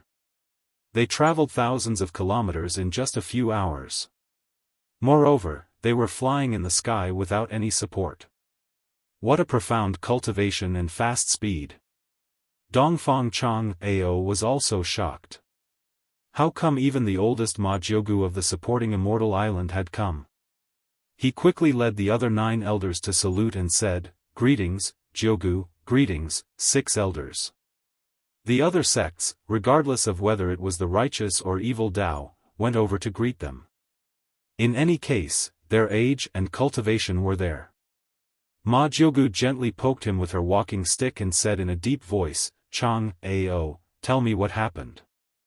Dongfang Chang Ao nodded and immediately explained the ins and outs of the matter. After listening, Ma Jiugu said in a deep voice, there's no time to lose. The 6 sects will split up to save people. I will stay with the supporting Immortal Island. The 5 of you will go to 1 sect each and save as many as you can. The 5 elders and 5 elders behind her agreed. At this moment, even the bad-tempered Xiao Wuyuan didn't dare to act recklessly in front of these people. Chapter 121. It was already dawn, but the search for the disciples of the various sects went quite smoothly. With the divine sense compass as a guide, the small demons they encountered along the way could not stop the footsteps of dozens of crossing calamity stage cultivators. The disciples were found one by one and escorted by several elders to the mountain top's large array. On the way, many disciples were saved when confronting the evildoers. The disciples of the various sects who returned to the mountain top rejoiced. They knew that the trial this time would probably end prematurely. Good stuff, good stuff. This demon domain is really a good place. Yu Qianchou held a strand of strange-looking grass that had just been dug out and laughed wildly. Not far away, Ko Shuahua was holding a bloody sword in her hand. She was panting and staring at him with a face full of resentment. Not far away, there was a dead python lying on the ground. Senior brother Yu, aren't we running a little too far? Gu Qingyun sized up the surroundings, and the more he walked, the more apprehensive he became. Yu Qianchou had purposely chosen to walk through the dangerous terrain, and he had already walked for a very long distance. When he saw some unknown flowers and grass, they jumped faster than rabbits, and he ran over to dig them up. Fortunately, there was Ko Shuahua, who was at the nascent soul stage, among them. When they encountered danger on the way, they had to rely on her to solve it. However, Yu Qianchou was still unrepentant. The dangers of demon domain were nothing in his eyes, but the flowers and plants seemed to be his lifeblood. Even the other girls were infected by his emotions. It seemed that demon domain was really nothing.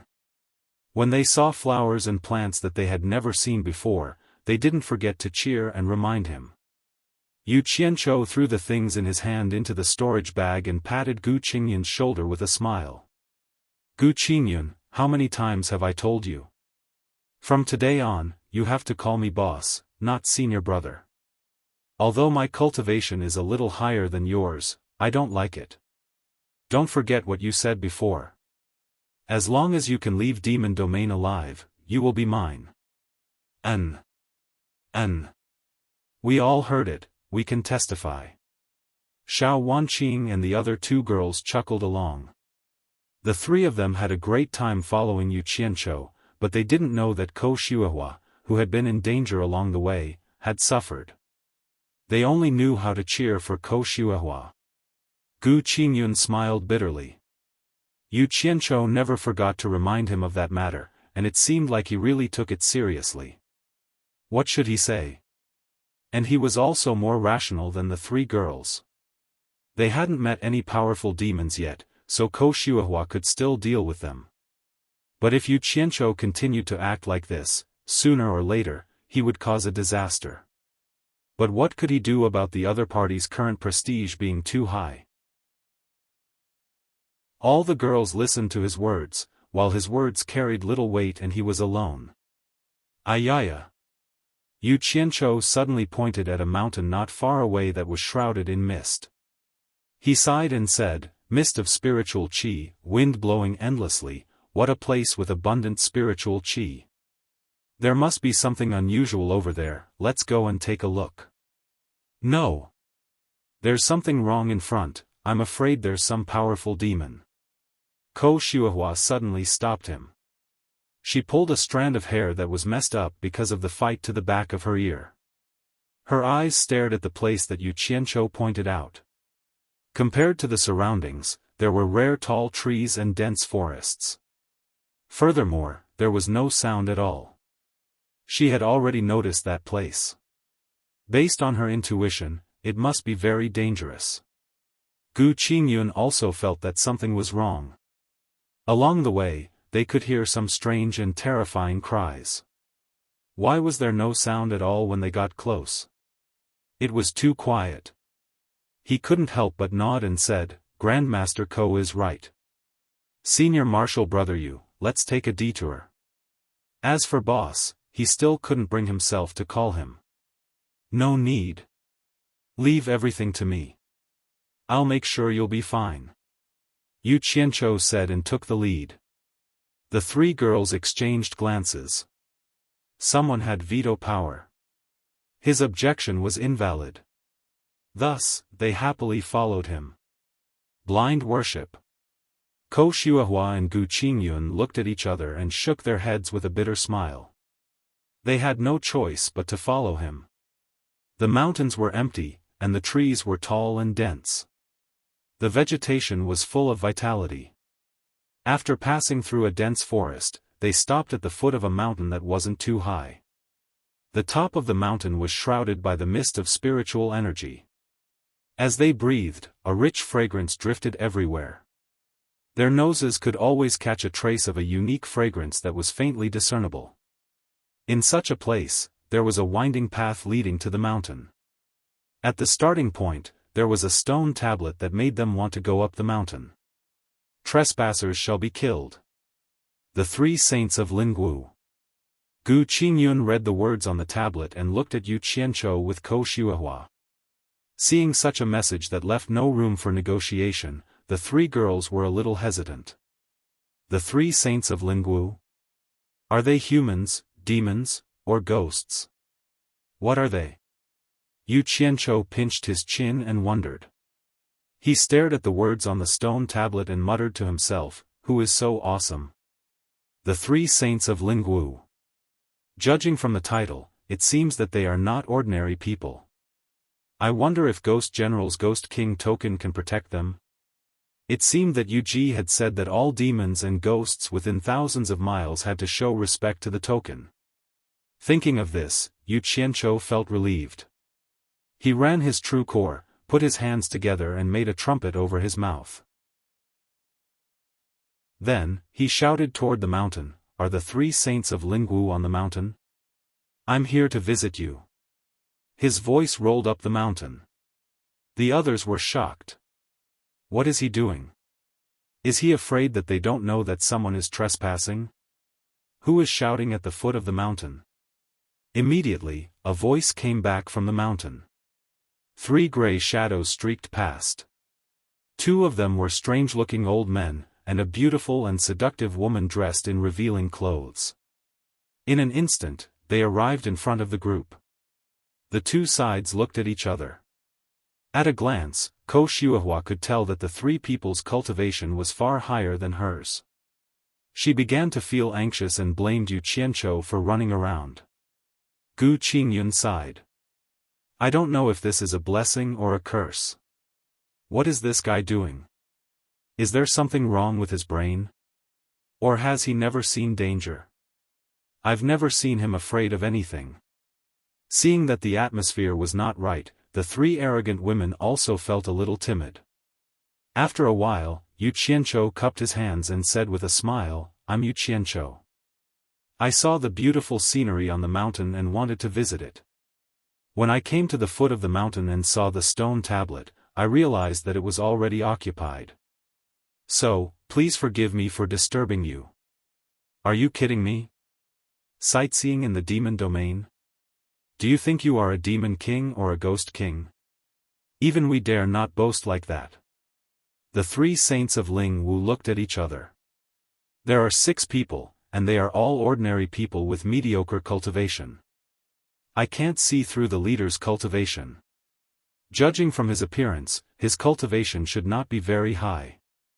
Seeing that the 3 people did not speak, Yu Qianzhou smiled again and said, I guess the 3 of you must be the famous 3 Saints of Lingwu.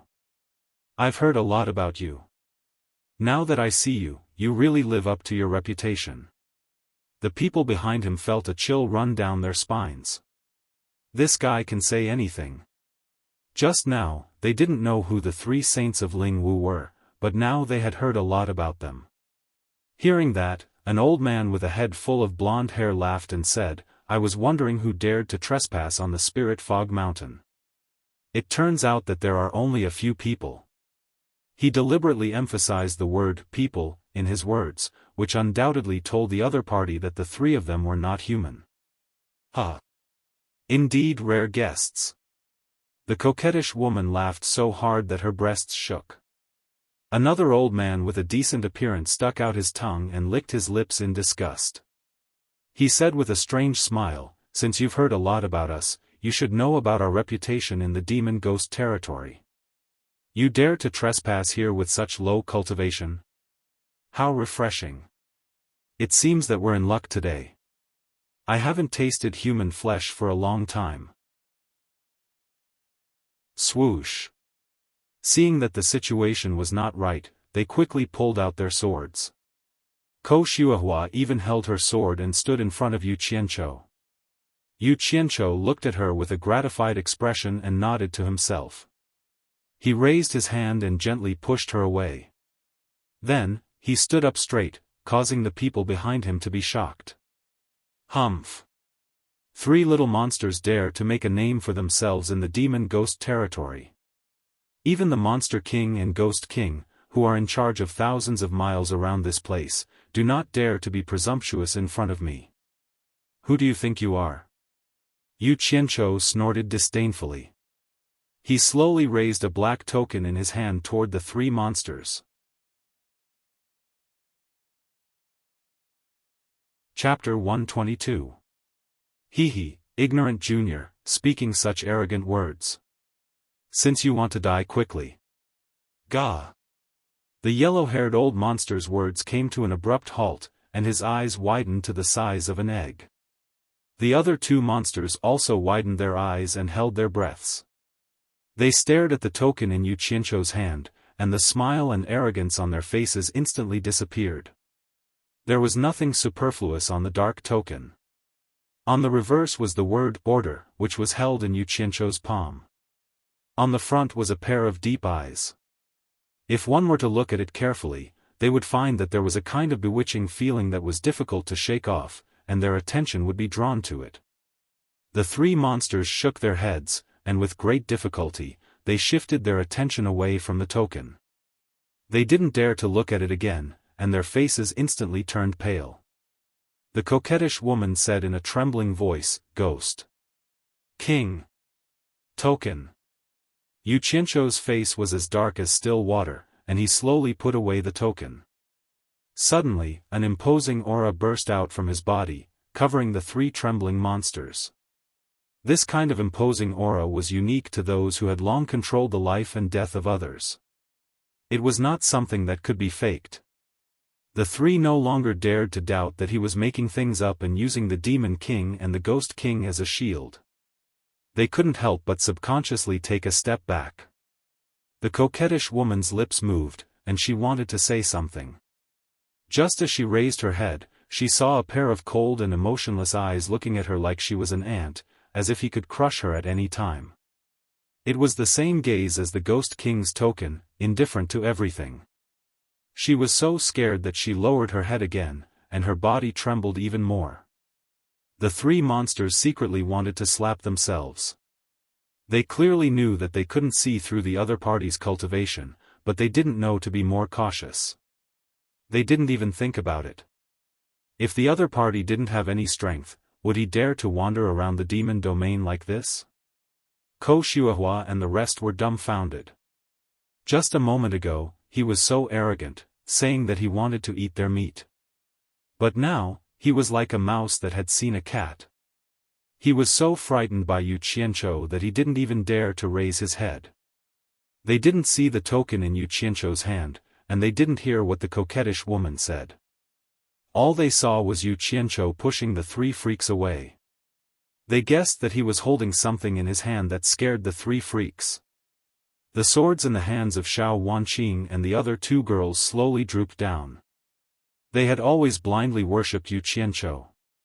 Along the way, they had never had the chance to see him unleash his power. Who would have thought that once he unleashed his power, even Ko Xiaofan would be afraid of a demon that she couldn't deal with? Then, they looked at Yu Qianqiu's back. He was as lofty as a mountain and as deep as an abyss. It gave them a sense of security.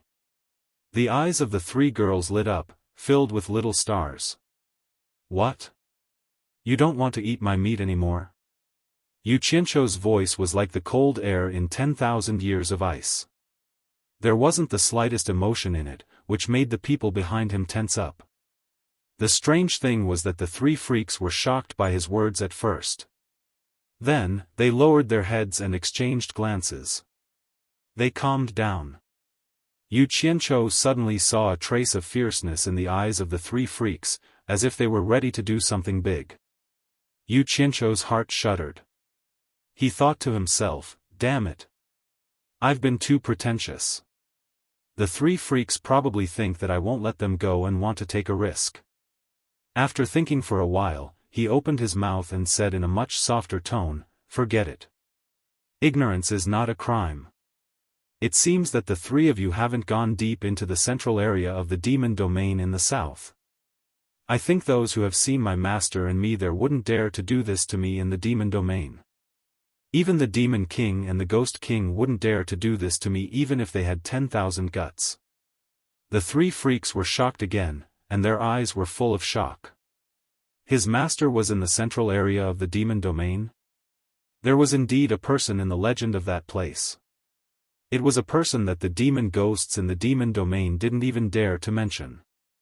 Most of the demon ghosts with low cultivation didn't even know about it. How could he know? There was only one possibility left. His master might really be that person. Otherwise, how could the ghost general give the ghost king's token to an ordinary person? It was just that he had never heard of that person having a disciple. Suddenly, the coquettish woman bit her lip and bowed. She deliberately pretended to not understand and asked, may I know who your master is? Can you tell us so that we can broaden our horizons? The other two freaks also looked at her in agreement. Damn it! None of the beautiful women in this place are simple. But no matter how smart you are, you still have to drink the water that I wash my feet with. Yu Qianzhou glanced at her and sighed leisurely. You are really three inexperienced little freaks. Fine, I'll tell you my master's name so that you can broaden your horizons and know who you can't afford to offend. The three freaks respectfully said yes again and again. My master's surname is... Bai. Shut up. Yu Qianzhou suddenly changed his tone and shouted. He seemed to think of something and didn't forget to glance at the people behind him. Then he turned back and said coldly, do you think my master's name is something that you can casually inquire about? The three freaks looked at each other. Sure enough, his surname was Bai. In this demon domain, only one person with the surname Bai was qualified to live in the center of the demon domain. That was Bai Changchun, who had already reached the soul formation stage. It just so happened that Yu Qianzhou's action fell into the eyes of the three freaks. It seemed that he didn't want the people around him to know who his master was, so he told them to shut up. If it wasn't that his master was aloof from the world, why would he worry about his master's name being known by others? We were wrong. Mister, please don't be angry.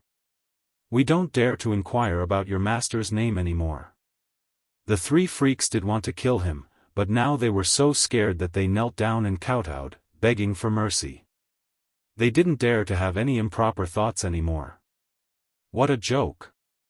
Anyone who knew Bai Changchun would know that he was famous for being cold-blooded and ruthless. He could do anything he wanted with a flip of his hand. As long as he was unhappy, there was no other way to reason with him. There was only one result, death without mercy. If Bai Changchun's disciple really had an accident here, which demonic ghost in this area could escape? They would be killed by him with a raise of his hand. Ko Xuehua and the others were stunned. At first, they thought that Yu Qianzhou said his master's surname was Bai, but later they realized that he was telling them to shut up. It must be that he was deliberately mystifying to scare the three freaks. Otherwise, even if he said Elder Guan's name, few people in the demon domain would know. Yu Qianzhou was very happy. Bai Changchun's name was really useful in this area. When the three freaks were almost done kowtowing, he waved his hand indifferently and said, "Forget it. I am not a person who is calculative. Since I said that those who don't know are not guilty, the three of you can be at ease. Get up. Don't make me unhappy again, or there won't be a next time." The three freaks crawled up obediently and stood by his side, waiting for his orders. "Don't be nervous." Yu Qianzhou patted the yellow-haired old freak's shoulder and looked around with a smile. "Look at the spiritual mist, it does have the taste of the misty rain in the Jiangnan area. The scenery is unique.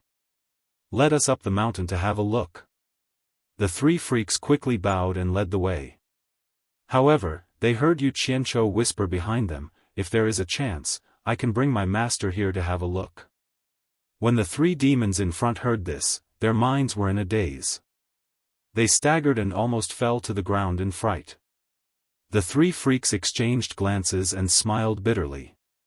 "My ancestors. It's troublesome enough for you to come. Don't bring your master here. If your master comes and doesn't like us, he can casually raise his hand and we don't know if we will have a next life." However, they couldn't say no. Bai Changchun is not welcome. If this gets out, how can I survive in the demon domain? Chapter 123. The disciples at the foot of the mountain were almost all found, but unfortunately, there were still many disciples who encountered danger and couldn't return.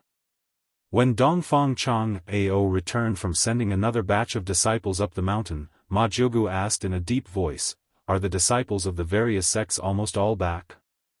"The divine sense compass of each sect shows that we have found all the people who are still alive." Dongfang Chang Ao took out a miniature version of the divine sense compass and frowned. "On the contrary, there are still 6 people from my Fuxian island who haven't been found. Strange, why did they run so far away? Who else?" Ma Jiugu's eyebrows twitched unconsciously.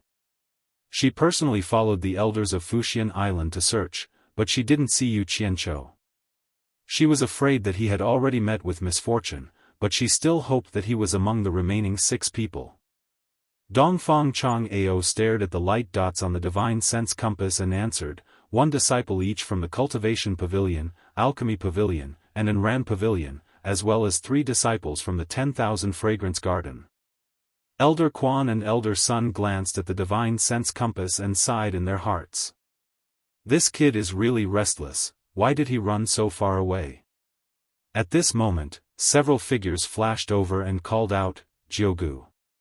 They were the 4 consecrators of Fuxian Island, and the last one was left to guard the mountain peak. Ma Jiugu looked at them and said, "My Fuxian Island still has 6 disciples who are still alive and haven't returned. We can't abandon them." "Of course." One of the consecrators replied, and the other 3 nodded. "Huh." A hearty laughter came from afar. "Last night, I heard that Brother Meng came here to welcome guests. Today, there are guests, so how can I, Aoli, dare to slack off? I especially came to greet the honored guests." "Who is Aoli?" Everyone was slightly startled. Judging from the voice, the cultivation of the person who came was not weaker than them. However, Ma Jiugu's expression became a bit excited. Her drooping eyelids suddenly opened and she stared at the source of the voice. Not long after, they saw a soft palanquin made of green vines, carried by 4 bearers, walking in the air. It seemed to be moving very slowly, but it soon landed in front of everyone. These 4 bearers had very high cultivation to be able to walk in the air. Who was it that could make people like them carry the palanquin? Everyone from the supporting immortal island stared at the figure behind the veil, wondering who it was. The 4 porters lifted the palanquin off their shoulders and placed it securely on the ground. The one in front turned around and lifted the veil on the palanquin, revealing the true face of the person inside. A middle-aged man dressed in a green scholarly robe that seemed to have been washed to the point that it was a little pale. He gently waved a folding fan as he lazily reclined on the soft sedan chair. As the veil was pulled up, the man gradually stood up. His black hair was tied at the top of his head, his sword-like eyebrows were slightly raised, and his pitch-black eyes that shone like stars swept across the crowd. What an elegant man! However, it was a little strange for it to appear here. When the man's gaze fell on Ma Jiugu, he suddenly froze. He gently waved the folding fan in his hand and stood up from the sedan chair. He said with a smile, "I was wondering who this esteemed guest was. It turns out to be an old acquaintance."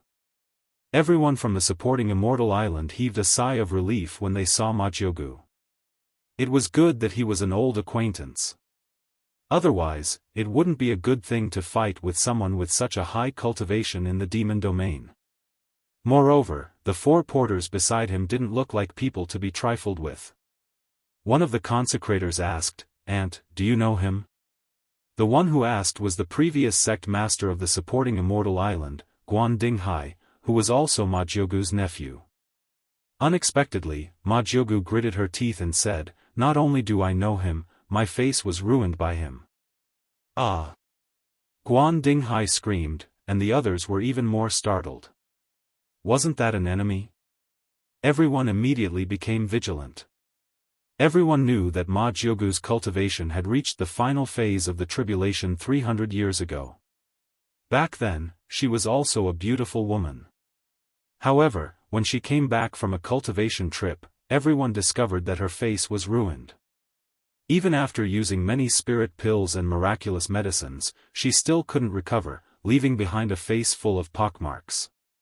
Thus, she was given the nickname Ma Jiugu. The man waved his folding fan and leisurely said, "Guan Xiaofan, you can't blame me for what happened back then. Back then, you didn't know the immensity of heaven and earth. You actually dared to barge into this place and started a massacre in the demon domain.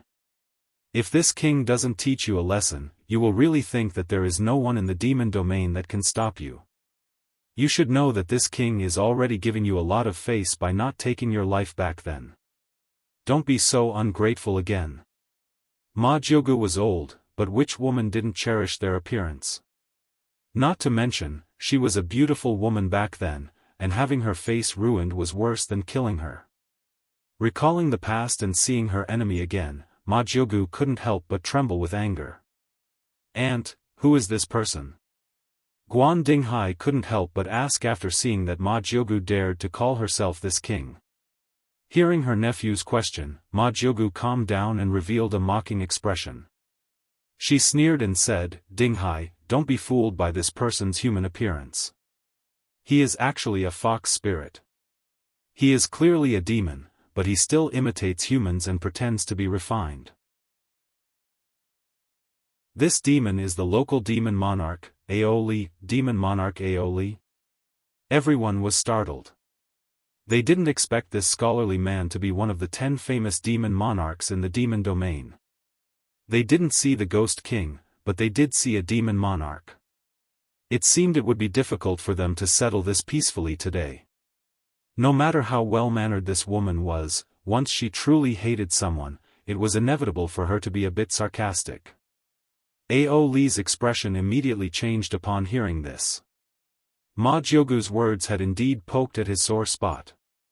Although he was a demon, he was extremely envious of the elegant and refined men in the mortal world and imitated their habits in every aspect.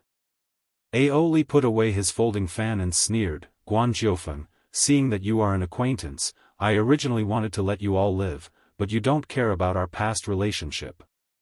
Since that's the case, then all of you can stay here for this king. Chang Ao, the 10 of you retreat," shouted Ma Jiugu. With the strength of Dongfang Chang Ao's group, they weren't qualified to participate in this battle. With that said, Ma Jiugu seemed to instantly become younger. The demon slayer staff in her hand turned into a streak of light that shot towards Aoli's face. Aoli coldly snorted and lightly waved his folding fan, sending the demon slayer staff flying. As soon as the main character made a move, the people on both sides immediately released their auras. With so many people's auras condensing together, they immediately formed a powerful pressure in the surroundings. The surrounding vegetation and rocks were blown away, and the birds and beasts that couldn't escape in time were turned into a bloody mist. The area within a kilometer was immediately cleared. The distant Dongfang Chang'ao's group was startled. They were truly worthy of being late transcending tribulation experts. Before they even made a move, just their auras were already astonishing. Suddenly, Ma Jiugu, Ao Li, and the others coughed up a mouthful of blood. Dongfang Chang'ao's group also coughed up a mouthful of blood before directly collapsing to the ground. A sonorous and unparalleled divine sense fiercely crashed into everyone's mind. No one could withstand this blow, and they were all injured in an instant. Who? Ma Jiugu shouted with her mouth full of blood. She staggered back with Guan Dinghai and the others. Their faces were filled with bewilderment. This was too terrifying. Even with their cultivation, they could not block the attack of a divine sense. Ao Li and the others also staggered back. Their arrogance from a moment ago disappeared without a trace, replaced with fear and unease. Chapter 124. An ancient voice that was calm and indifferent to everything resounded in the minds of the people of the supporting immortal island. The demon domain isn't a place you should come to. I won't allow a group of people with your cultivation to break the balance here. I'll give you an hour to retreat. Don't go deeper into the demon domain, or you'll be killed without mercy. Who are you? Why don't you show yourself? Ma Jiugu snapped, but she couldn't hide the fear on her face. This person was too strong, so strong that he could seriously injure a group of late-stage tribulation transcendence cultivators with just a thought. Unfortunately, that person didn't respond to her. Then, she saw Ao Li nodding. Clearly, that expert was also talking to him. After a while, Ao Li said to his 4 subordinates in a flustered tone, "Let's go back." After saying that, he took the lead and flew away, followed by the 4 people. As for the palanquin made of green vines, it had long been blown apart by the shockwave. Everyone from supporting Immortal Island was silent when they saw the arrogant Ao Li retreat. Guan Dinghai suddenly thought of an impossible possibility and exclaimed, "Could it be the soul formation stage?" Everyone was shocked. That's right, who else could have such strength besides the legendary soul formation stage? But it was unbelievable. If they hadn't experienced it themselves, they wouldn't have believed that a soul formation stage cultivator existed. Ma Jiugu said in a deep voice, "He gave us half an hour. Let's return to the peak first." The 5 elders flashed to Dongfang Chang'ao's side. Each of them picked up 2 people and quickly flew to the peak.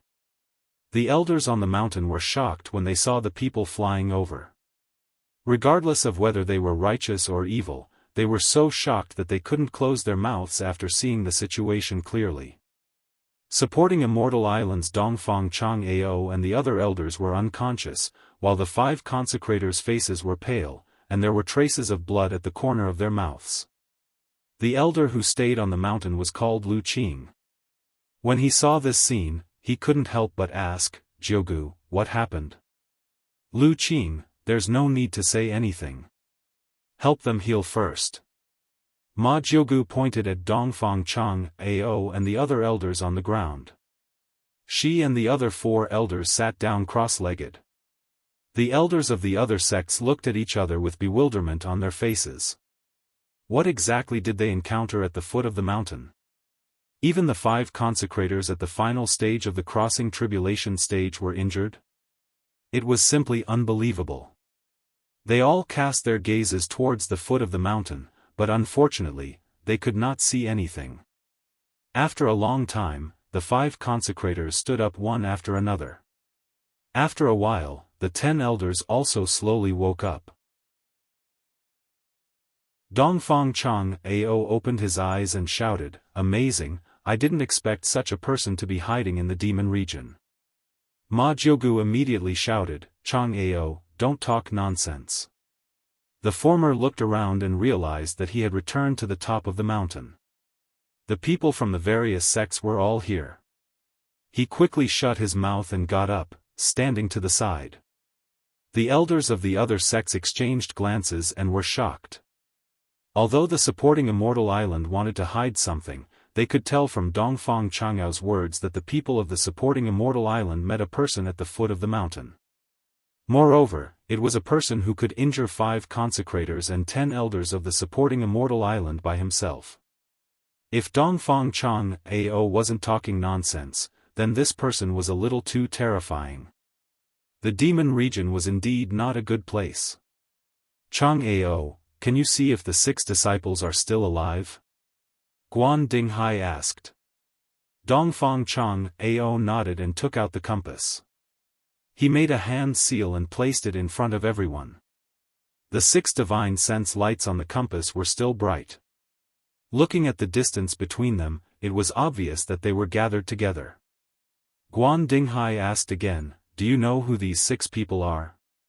For the sake of these 6 people, the group of old fellows was covered in dirt. If they didn't know who they were, it would be hard for them to convince themselves. Elder Quan and Elder Sun looked at each other. Guan Dinghai was their master. Elder Quan took a step forward and said, Master, I know who these 6 people are. They are Gu Qingyun of the Cultivation Pavilion, Xiao Wanqing of the Enron Pavilion, Ko Xuehua, Murong Xian, Mei Yinhong of the Myriad Fragrance Garden, and the last one is. Why are you stuttering? There are only 5 of them. Who is the last one? Guan Dinghai turned around and reprimanded his disciple. Elder Quan was hesitating whether he should remind his master that it was his son's disciple or not. Seeing that his master was unhappy, he simply said, the last one is the only direct disciple of Senior Marshal Brother Guan of the Alchemy Pavilion. His name is Yu Qianchou. Mighty Marshal's direct disciple? When did he accept a disciple? Guan Dinghai was stunned. He knew his son too well.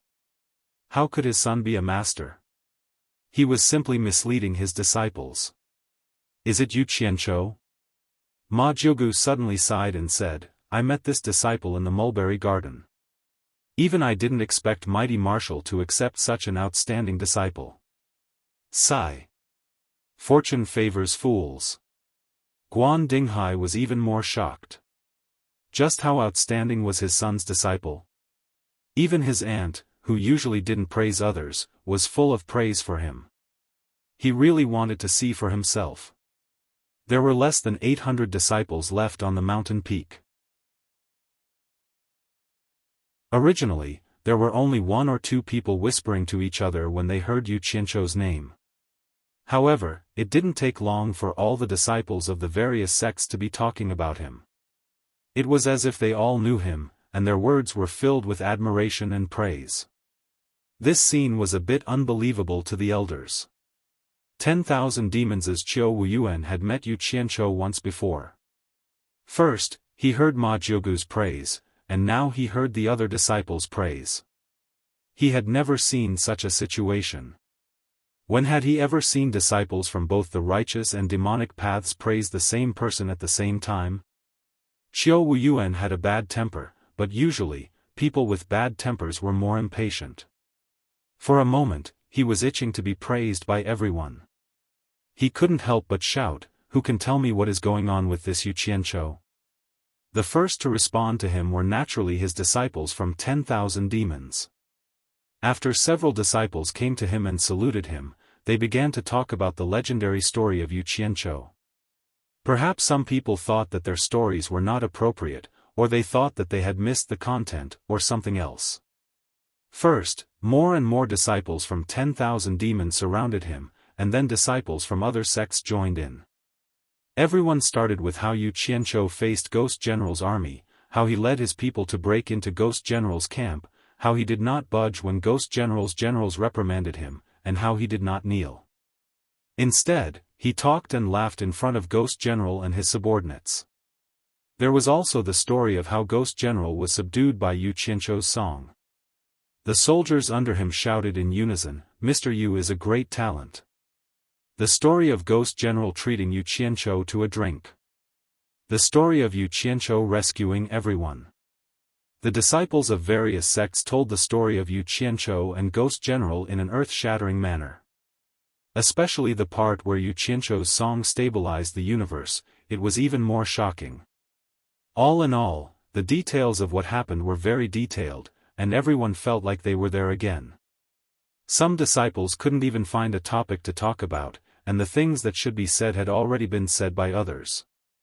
Therefore, they did some embellishments, making it more dangerous when it was dangerous, and when it was passionate, it stirred people's hearts even more. They forcibly magnified the story. Some female disciples from Moon Clan who were rather talented in music couldn't help but sing the song, Love Country, Love Beauties, together. The elders of various sects and the 6 worshippers of Fuxian Island were dumbfounded. All of them wanted to drag Yu Qianqiu here to see what kind of person he was. Qiu Wuyuan stroked his beard and sighed.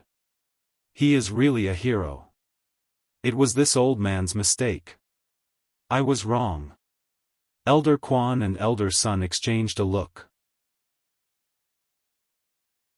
Why didn't we know that Yu Qianqiu, who was drooling and sleeping on the spacecraft, was such a person? Guan Dinghai's face twitched, and he said woodenly, "Is this a mighty disciple? Our Fuxian Island actually hid such a person? This is really unbelievable."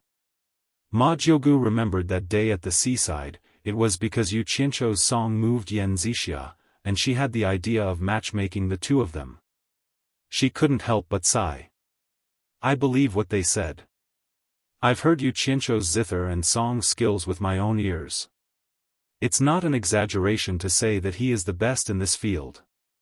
It's really amazing. Moreover, these disciples didn't know him before. Is there a need to flatter him?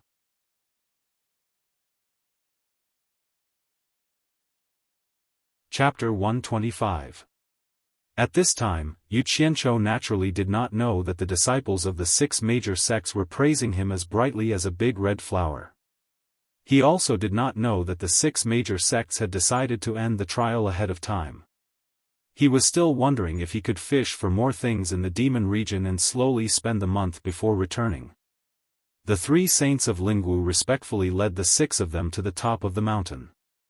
They answered all of Yu Qianqiu's questions, and Yu Qianqiu finally learned a little about the 3 freaks.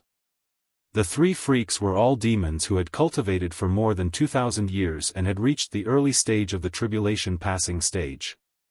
The flirtatious woman in revealing clothes was a colorful snake spirit called Hong Sanyang. The yellow-haired old freak was a lion spirit called Huang Erwei from his hairstyle. The original form of that dignified old monster was actually a mountain elf named Ho De Quan.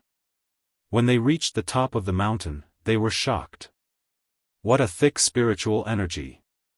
The spiritual energy at the top of the mountain was actually so thick that it could form fog and rain. Yu Qianqiu could feel the spiritual energy floating on his skin, mixed with the unique fragrance in the air. He felt as if he was immersed in a rain of perfume. The 3 of you sure know how to enjoy yourselves. To think that you would be able to occupy such a good place. I believe it will be of great help to your cultivation, no? Yu Qianqiu said to the 3 freaks with an ambiguous smile. The 3 freaks' hearts skipped a beat. Did he think that the 3 of them were not qualified to enjoy this place? It seemed that they would have to give away this precious place. Hong Sanyang stepped forward and said, "If you are satisfied with this place, the 3 of us are willing to give it to you." Oh! Yu Qianqiu glanced at the 2 lumps of white flesh on her chest that even her clothes could not cover. He said indifferently, "Do I look like someone who takes away someone's love?" Hong Sanyang twisted her waist and waved her hands. "That's not what I meant. We are willing to give this place to you. Is that so?" Yu Qianqiu's gaze fell on Ho De Quan and Huang Erwei. He asked, "Do the 2 of you mean the same?" The 2 monsters looked at each other. Ho De Quan said respectfully, "The 2 of us are not good with words. Sanyang's meaning is our meaning." Yu Qianqiu thought to himself that it was a pity that he couldn't move this place away. He couldn't stay here for long either. Otherwise, if he cultivated here every day, he believed that he would be able to break through to the late stage of the Foundation establishment realm very quickly. Thinking about it, he still felt sorry for them. He waved his hand and said, "I appreciate your kindness, but there is no need." The three freaks exchanged glances and thought to themselves, Bai Chongqun's disciple is really someone who is used to seeing good things.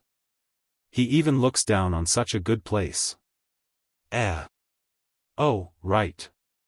Yu Qianzhou asked curiously, why is there such dense spiritual energy here? Do you know why? Hong Sanyang smiled a little reservedly and said, the three of us chose to settle down here because we saw that the surrounding trees were tall and dense. Even after staying here for over 1,000 years, we have never seen anything out of the ordinary. Speaking of which, it was strange. Half a year ago, a fragrance suddenly appeared out of nowhere.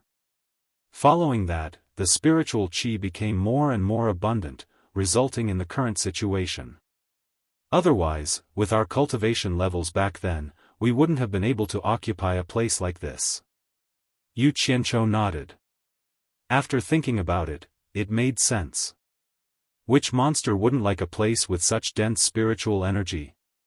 With their cultivation levels from 1,000 years ago, they definitely wouldn't have been able to keep it. Even now, it was probably because this phenomenon had only appeared for a short period of time. Otherwise, with their cultivation levels at the early stage of the tribulation passing stage, they wouldn't have been able to keep it either. They looked around at the surroundings. This mountain was quite strange. The foot of the mountain was lush and verdant, but there wasn't a single tree at the top. It was all a stone forest with jagged rocks of all shapes and sizes. The strange fragrance seemed to be coming from the stone forest. Yu Qianzhou's eyes shone as he stared at the stone forest and asked, could it be that there is some kind of treasure beneath this stone forest? Mister, please follow me. Hong Sanyang led the way, and everyone followed her into the stone forest. When they arrived in front of a stone cave, the fragrance became even more intense, as if it was coming from this cave. Hong Sanyang pointed at the stone cave and said, Mister, your thoughts are the same as ours. We also suspected that there is some kind of treasure beneath this mountain, so we wanted to dig a hole to see what is at the bottom. However, the hardness of the stones here is beyond our expectations. The surface is still fine, but the deeper we go, the harder it is to dig. The three of us spent almost half a year to dig 100 meters deep. Now, it's almost impossible to move an inch forward. I'm afraid that without an artifact that can split rocks, we won't be able to go any further. Oh, there's such a thing? Yu Qianzhou asked curiously, come, let's go in and take a look. As he spoke, he took the lead and walked in. The cave wasn't big, and it could barely accommodate two people walking side by side. It was probably because of the difficulty of digging. After walking for more than 10 meters, they felt their vision darken. Suddenly, they saw specks of fluorescent light. Yu Qianzhou was stunned. Were they fluorites? Could it be that there was a spirit stone mine below? When he was a miner in Angquangcang, he found out that fluorites were associated with spirit stones. He quickly walked down. Because this cave was dug from the top of the mountain, the slope was quite steep. Every 10 meters, the direction of the cave would turn in the opposite direction. After walking for about 100 meters, they realized that there was no more path. They had reached the end of the cave. Hong Sanyang explained from behind, the three of us have only dug up to this point. Yu Qianzhou nodded. He made a hand seal, and the three cold lights on his body quickly shot towards the stone wall. A series of ding-ding-dang-dang sounds were heard. When the flying swords returned, they discovered that the series of attacks only left a bunch of white spots on the stone wall. They couldn't even make a few small holes. Hiss! Yu Qianzhou sucked in a breath of cold air. He reached out to touch the stone wall and said, "What a hard stone." Hong Sanyang's eyes flashed with a trace of a smile. She thought, there must be some kind of treasure under the mountain. Otherwise, there wouldn't be such a strange phenomenon. I brought you here because I knew you couldn't dig it out. In the future, the three of us will dig it out, and the thing below will still be ours.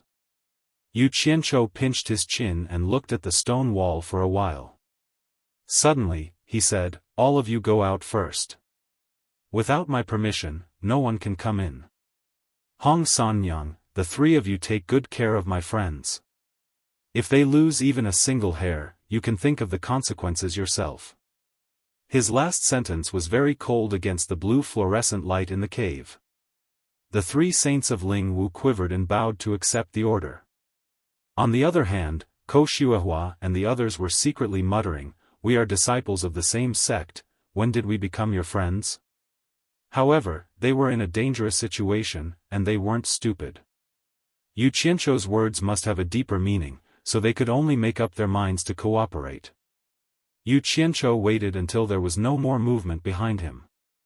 After confirming that everyone had left, a pair of gloves appeared in his hands. It was the mountain-piercing claw that had once helped him steal spirit stones. After putting on the gloves, Yu Qianzhou stroked his shiny black claws and muttered with a smile, a magical treasure that can split mountains and split rocks? I happen to have one here. I want to see what's down there. It's actually protected by such hard stones. Don't let me down. Swoosh, swoosh. Claw shadows danced in the air, and the iron-like stone walls began to crumble. Accompanied by an uncontrollable smile on Yu Qianzhou's face, he went deeper into the cave. After half a day, Yu Qianzhou didn't know how deep he had dug, but it was enough to reach the bottom of the mountain. This was because the mountain wasn't high to begin with, it was estimated to be only 200 to 300 meters high. Apart from the nearly 100 meters that the three monsters had dug, he estimated that he had also dug 200 to 300 meters. Thinking of this, Yu Qianzhou couldn't help but curse, F***ck. 3 idiots, don't you know to dig from the bottom of the mountain? Why did you have to dig from the top? You made me work for so long for nothing. After cursing, he swung his claws again. Suddenly, he felt relaxed as a purple light squirmed in the hole in the stone wall. Yu Qianzhou was overjoyed. He clawed a few times and dug a hole that he could crawl through. First, he stuck his head in to take a look. What he saw stunned Yu Qianzhou, and he almost drooled.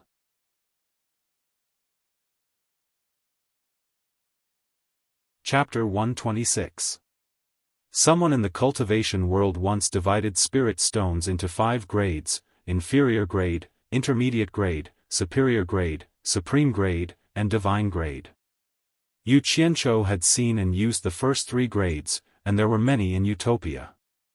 As for supreme grade, he had only heard that it was a purple grade spirit stone. Unlike the first 3 grades, the exchange rate between a higher grade and a lower grade was 100. It was said that 1 supreme grade spirit stone could be exchanged for 10,000 superior grade spirit stones. He had never seen it before. It was only when he saw Ghost General's purple wine cup that he realized the existence of supreme grade spirit stones in this world. Some people said that inferior grade spirit stones were mostly used by commoners in the cultivation world, while intermediate grade spirit stones were mostly used by the rich and powerful.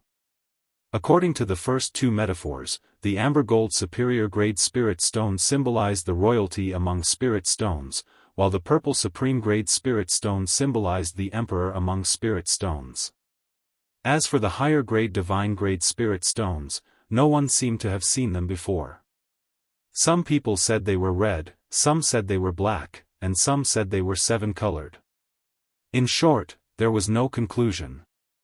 Yu Qianzhou had just crawled out of the cave when he fell flat on his face due to being distracted. He shook his head, and his eyes shone with purple light as he crawled up nonchalantly.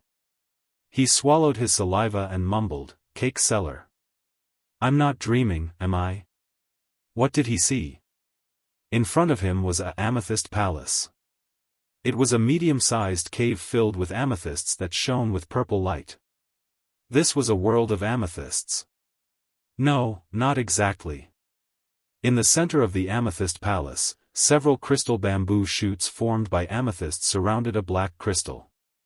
The black crystal was about 3 meters in diameter, and it was covered with black crystal teeth like a hedgehog protecting itself.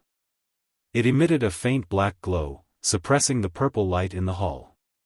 It was filled with an unquestionable dominance. Yu Qianzhou felt like he was in a fantasy world. He broke off a piece of amethyst from the side in disbelief. The crystal lay in his palm. Its shape and size were no different from ordinary spirit stones, except for the difference in color. He then leaned on the amethyst wall to observe. As expected, there were very regular cracks. Breaking off a piece would naturally be the same size and shape as a spirit stone. This might be the special characteristic of spirit stones.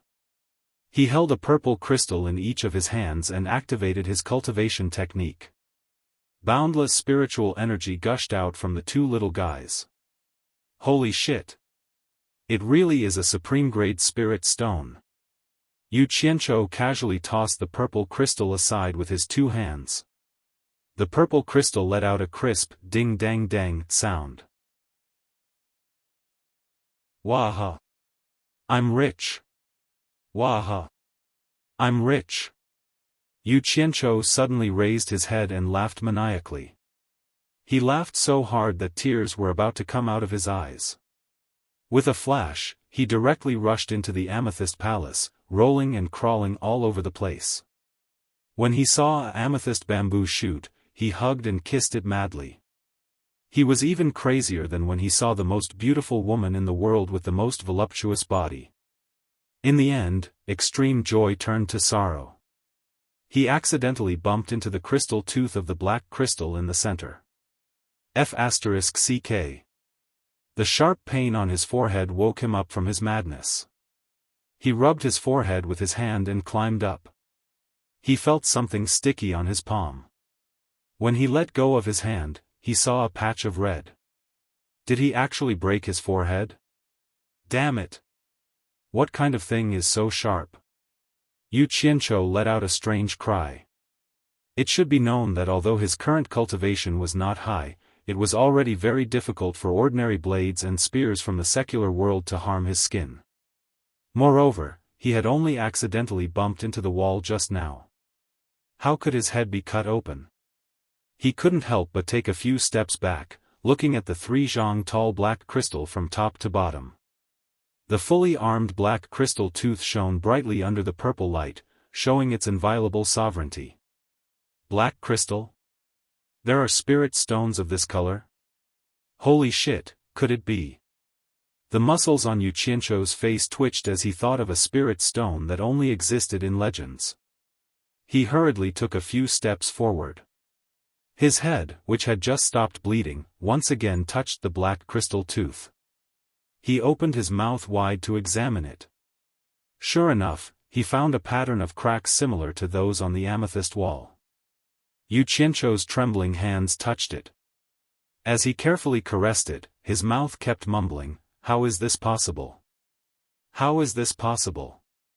Could it really be the legendary divine grade spirit stone? I don't believe it, I really don't believe it, please don't play such a big joke on me. In fact, these top-grade spirit stones are enough for me, really enough. Please don't joke with me, my heart is too fragile. I really can't take fright, I'm really very timid." Pa! A small piece of the black crystal tooth was ruthlessly torn off by him. It was cold to the touch. Yu Qianzhou stuck out his tongue and licked his lips. His palm gripped the small piece of thing tightly, circulating his cultivation technique.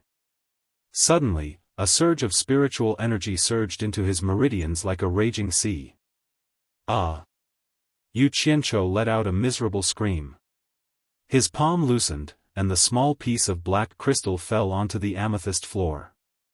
Yu Qianzhou's teeth chattered from the pain. He couldn't even lift his arm. He didn't expect that such a small piece of black crystal could contain so much spiritual energy. With a little more absorption, it was like an ocean pouring into a river. Even the ladders on both sides of the river were about to be washed away. Just like that, the meridians in his arm were already injured. Oh my God! Absorbing spiritual energy actually damaged my meridians. This is simply unheard of. Yu Qianzhou gritted his teeth and muttered. But right now, he was in pain and happy at the same time. Without a doubt, the black crystal in front of him was really the legendary divine grade spirit stone. But wasn't this the legendary spirit stone used by immortals? How could it be found in this demon domain? Fortunately, his arm was still hurting, otherwise he would have gone crazy from happiness. Taking out a healing pill, he put it into his mouth and sat cross-legged to repair his damaged meridians. After the time it took to drink a cup of tea, he exhaled and opened his eyes. He casually picked up the small piece of black crystal on the ground and stood up. After this torment, he finally calmed down. At this time, he thought of another matter. The spiritual energy and fragrance outside were most likely related to this amethyst palace. Moreover, the fragrance inside was clearly much richer than outside. Where did this fragrance come from? Could it be that the spiritual energy was too rich that it emitted a fragrance? Yu Qianzhou looked around the amethyst palace, not even sparing the top of his head. However, he did not find anything special. Thus, he put his hands behind his back and sniffed around. After a few rounds, he found that the place with the strongest fragrance was where the black crystal was. But when he stuck his nose to it, he could not smell anything. What was going on? Taking a few steps back, his nose twitched. Feeling the flow of the fragrance in the air, Yu Qianzhou's gaze fell on the top of the black crystal. The fragrance in the air seemed to be coming from there. What else could there be up there? Yu Qianzhou walked over and lightly climbed up the black crystal tooth. It didn't take long for his head to reach the top. As far as the eye could see, there were no crystal teeth on it. Instead, there was a small black nest, and in the nest, there was a ball of fluffy white fur. It was faintly covered in a layer of rainbow light, and there were small white flowers that were almost invisible to the naked eye at the top of the hair. Along with his slight breathing, the white and tender ball of hair, which was about the length of a finger, began to sway gently. An indescribable fragrance spread faintly. Yu Qianzhou twisted his head and muttered to himself, "What is this? It seems that it can be blown away by a heavy breath. The fragrance emitted by this little thing can actually penetrate such a thick rock and run out to seduce people? It's really strange." Something suddenly flashed in Yu Qianzhou's mind. His eyes suddenly opened wide, and his mouth opened so wide that a fist could be stuffed inside. His hands and feet loosened, and he directly fell to the ground. He was not aware of the pain of falling at all. He lay on the ground with his legs spread out, motionless. His eyes and mouth were still so wide open. After a while, his mouth opened and closed, and he murmured, "My name is Yu Tan. I miss you day and night. My name is Yu Tan. I miss you and don't see you. My hair is like snow for 10,000 years. My name is Yu Tan. I miss you and don't see you. My beauty is withered, and it won't be long. My name is Yu Tan. I'm afraid that I won't see you. This longing will appear once in 1,000 years. My name is Yu Tan. I will never die. If you come to see me, don't miss me. 1,000 years, every strand is missed."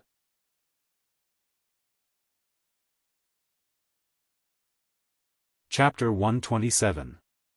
The elixir recipe Jade Disc recorded 10 top-notch spirit herbs with the most miraculous effects. These 10 spirit herbs were listed as spirit herbs that shouldn't appear in the mortal world. For such a good thing, Yu Qianzhou naturally read it very attentively. Among them, there was a spirit herb called Adumbra flower. The record and description of it in the Jade Disc was exactly the same as the white velvet flower that he had just seen. There was a story recorded in the Jade Disc. It was said that there used to be a beautiful god named Adumbra flower. She was the daughter of a god king, but she and an ordinary god fell in love. Her father didn't allow it and wanted to separate them. In the end, the two agreed to elope and meet again somewhere in the mortal world. They said that they would not leave until they meet. In the end, Adumbra waited in the mortal world for 10,000 years, but her lover didn't come. Because she privately went to the mortal world, she was injured in the process and couldn't live forever. 10,000 years later, Adumbra was already old and beautiful. Before she died, she turned into a strange flower, which was the Adumbra flower. She left a message on the stone wall for her lover, which was what Yu Qianzhou had been muttering. Yu Qianzhou didn't believe this legend, but it also proved that this flower was extraordinary. The jade disc recorded that the Adumbra flower was in the shape of white velvet. Every 1,000 years, it would only grow a single strand and bloom into a small white flower. As long as there was no external force to destroy it, as long as a single strand grew, it would never wither. Mortals could stay young forever after consuming a little flower. Its healing effect was unparalleled in the world, and it could heal the dead. Of course, this was just a metaphor. How could the dead be revived? However, as long as there was still a breath left, it could indeed be saved. I'm really lucky, Yu Qianzhou murmured. He stood up in a daze and looked around the amethyst palace. After a while, he suddenly hugged an amethyst bamboo next to him and burst into tears. He had never cried like this since he came to this world. Yu Qianzhou's face was covered in tears. He had never cried like this before. Why is my life so bitter? If only I could send the entire amethyst palace to Utopia. How beautiful and good the amethyst palace would be. Do I really have to break it up and send it over? This is something that can't be seen even once in 1,000 years. Boo-hoo. It turned out that Yu Qianzhou was crying because his cultivation level was not high enough and he did not have the strength to send such a huge palace into Utopia in one go. The thought of having to dismantle this treasure made in heaven really made his heart ache. But no matter how much his heart ached, he still had to break them up and send them away. Since he had already dug a hole in the ground, wouldn't it become someone else's property if it stayed here? Yu Qianzhou waved his sleeves to wipe away the tears on his face. His divine sense immediately contacted Bai Suzhen of Utopia and said, "Big sister, I'll have to trouble you with something. Quickly go to a hidden place at the bottom of the valley and set up a formation. You have to use your special skills and set up a formation that will make it difficult for others to barge in. I want to send some good treasures over, but it's really inconvenient for others to see it now." In Utopia, Bai Suzhen nodded. She was obedient to her brother's words. When she thought about how she could see something that others couldn't see, she couldn't help but feel a sweetness in her heart. She immediately used teleportation, which consumed a lot of primordial energy, to avoid everyone and instantly arrived at the peak of the mountain where Yu Qianzhou had carved the words, Utopia. Her figure flashed into the valley. After finding a relatively hidden place, Bai Suzhen set up a formation according to Yu Qianzhou's instructions. Yu Qianzhou sent another message. "Sister, after the items are sent over, immediately activate the formation." Bai Suzhen nodded and thought to herself, "I want to see what you can get. Why are you acting so mysterious?" Before she could react, large pieces of purple crystals appeared out of thin air and began to pile up on the ground. Could this be a supreme-grade spirit stone?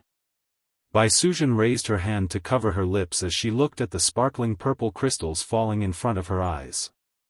Her eyes widened. She, who was usually calm and collected, was clearly shocked by this scene. Whether it was a human or a demon, in the cultivation world, it was a huge fortune. Half a day later, the purple crystals were still falling. Bai Suzhen's expression turned serious. She released her divine sense and carefully checked the surroundings. It was indeed inconvenient for someone who wasn't extremely trustworthy to see such a large amount of purple crystals. She had to help her brother keep a lookout. Another half a day later, the purple crystals no longer appeared. However, Yu Qianchou asked with a grin, "Sister, have you seen a divine-grade spirit stone before?" Bai Suzhen was stunned. After pondering for a while, she shook her head. "I've heard of it, but I've never seen it before." "Hee hee." Yu Qianchou laughed again. "Then, have you heard of the Adumbra flower?" "Ah!" Bai Suzhen exclaimed, "Is it the legendary Adumbra flower that can preserve one's youth?" She then asked, "Brother, do you have it?" "Kaka." In another space, Yu Qianchou laughed madly. Sister Ren was usually a calm woman, but no woman could resist the temptation of something that could preserve one's youth. "Hee hee. Sister is really knowledgeable. You've even heard of this thing." "Sister, I didn't come to Demon Domain in vain." "Watch carefully, I'll let you see the divine-grade spirit stone with the Adumbra flower on your head," Yu Qianchou said proudly. As soon as he finished speaking, a black crystal with a circumference of 1 zhang appeared on the pile of purple crystals. It was covered in crystal teeth. "This is a divine-grade spirit stone. Such a big piece." Bai Suzhen floated over and caressed it with her slender hands. Suddenly, a unique fragrance spread from it. She sniffed and heard Yu Qianchou say with a smile, "Sister, look at what's growing on it." Bai Suzhen immediately thought of the Adumbra flower. Her body was as graceful as a fairy as she floated into the air. The moment she saw the ball of white velvet on top of the black lump, she cried out in surprise, "Is this really the Adumbra flower? I've never seen it before." "Brother, are you sure?" Yu Qianchou said proudly, "Sister, look at what you're saying.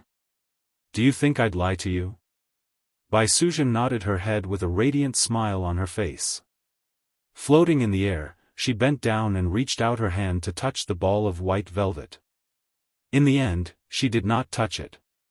She felt that it was too delicate and her heart would be broken if she touched it. "Hee hee, this thing is a great treasure. When I go back, I'll pick a few spiritual herbs to stimulate its medicinal effects. I'll refine a furnace of elixirs for Sister to maintain youth.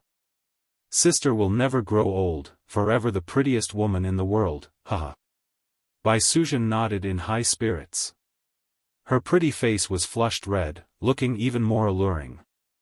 Then she heard Yu Qianchou say, "Sister, activate the treasure protecting formation first. I still have some matters to attend to here. We'll talk about the rest when I get back." He then fell silent. Bai Suzhen calmed herself down and did as she was told. Yu Qianchou wandered around the empty amethyst palace. After making sure there were no purple crystals left, he looked at the stone walls around him and sighed heavily. The stone walls were covered in amber gold. They were high-grade spirit stones. This was obviously a spirit stone mine, and it was the highest-grade spirit stone mine. If it was any other time, he would definitely dig them up fiercely. But he had just made a fortune. These high-grade spirit stones were insignificant to him. Sigh. "Let's make a fortune together." Yu Qianchou sighed. His figure flashed into the hole he dug and quickly returned to the top of the mountain. As soon as he walked out of the hole, Ko Xuehua and the others, as well as the 3 saints of Lingwu, came to greet him. Yu Qianchou shook his head at the crowd and said, "It's already opened up." Sigh. "How boring. I thought it was some treasure, but it turns out to be a spirit stone mine. I've been busy for so long in vain. All of you, go down and take a look."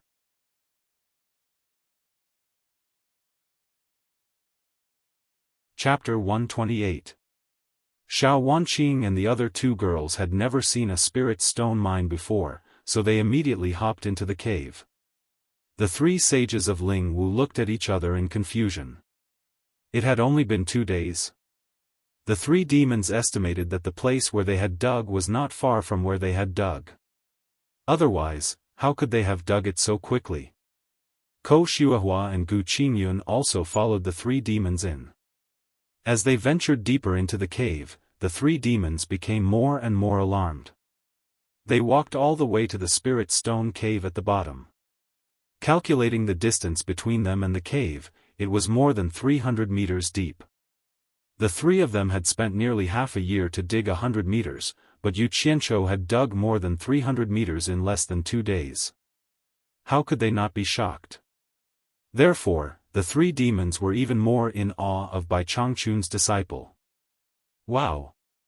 Xiao Wanqing and the other two girls kept exclaiming, so many high-grade spirit stones, all of them are high-grade spirit stones. 3 pairs of white and tender little hands kept stroking the stone wall, their eyes were full of little stars. Ko Xuehua and Gu Qingyun were also amazed. Admittedly, they had never seen a spirit stone mine before. Secondly, they had never seen so many superior-grade spirit stones exposed on the stone wall. The amber gold shone brightly, clearly tempting people to come and pick them. Then, Yu Qianzhou, who slowly walked into the cave, laughed and said, "I'll give you 20 days. How much you can dig will be yours." I think the 3 sages of Ling Wu are not such stingy people. When he said the last sentence, he looked at the 3 demons. They were indeed a little unwilling to give away so many superior-grade spirit stones for nothing.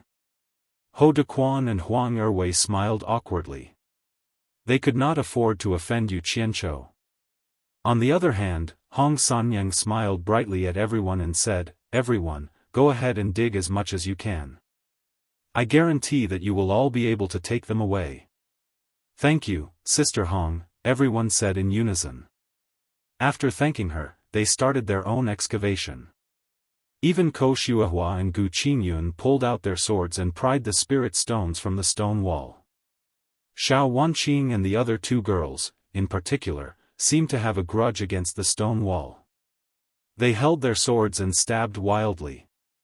Unfortunately, the stone wall was too hard. No matter how he tried, he couldn't pry a piece off. Yu Qianzhou, on the other hand, was stunned.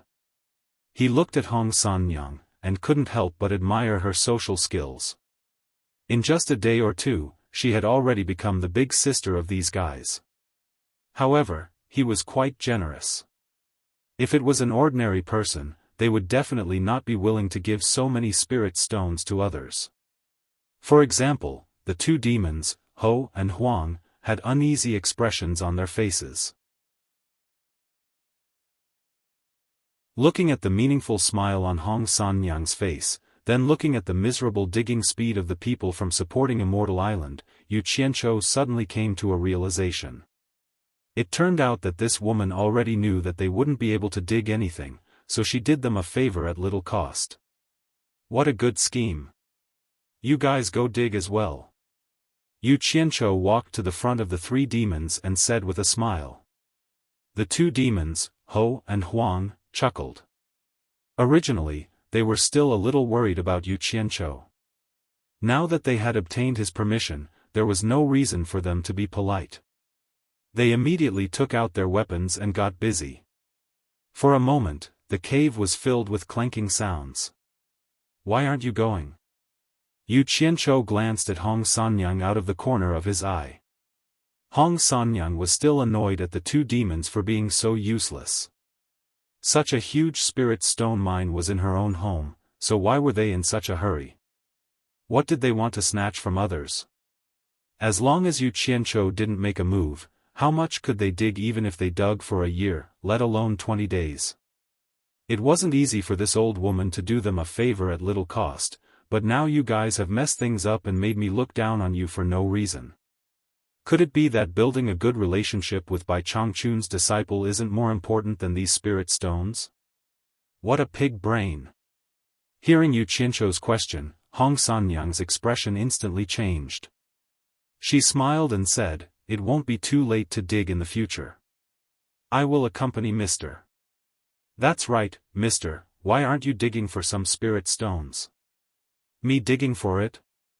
Yu Qianzhou snorted in disdain. "I've already taken a big one, why would I need to work hard for a small one in front of you?" Face was something that could only be used at crucial times. Yu Qianqiu couldn't be bothered to say anything more. His left hand took out a piping hot roasted pheasant. He had instructed Chen Feng in Utopia to roast it. His right hand held a wine cup and a wine pot, and he leisurely found a place to sit down.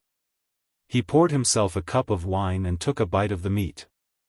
He shook his head as he watched the crowd dig for spirit stones.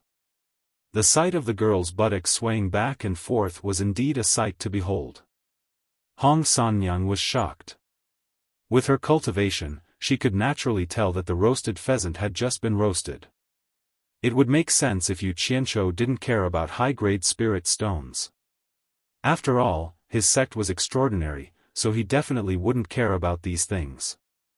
But where did this freshly roasted pheasant come from? How could he roast a chicken in his storage bag? That was simply impossible. As expected, the disciple of an expert had superior methods. Seeing him staring at the girl's buttocks, Hong Sanyang looked down at her half-naked chest and smiled.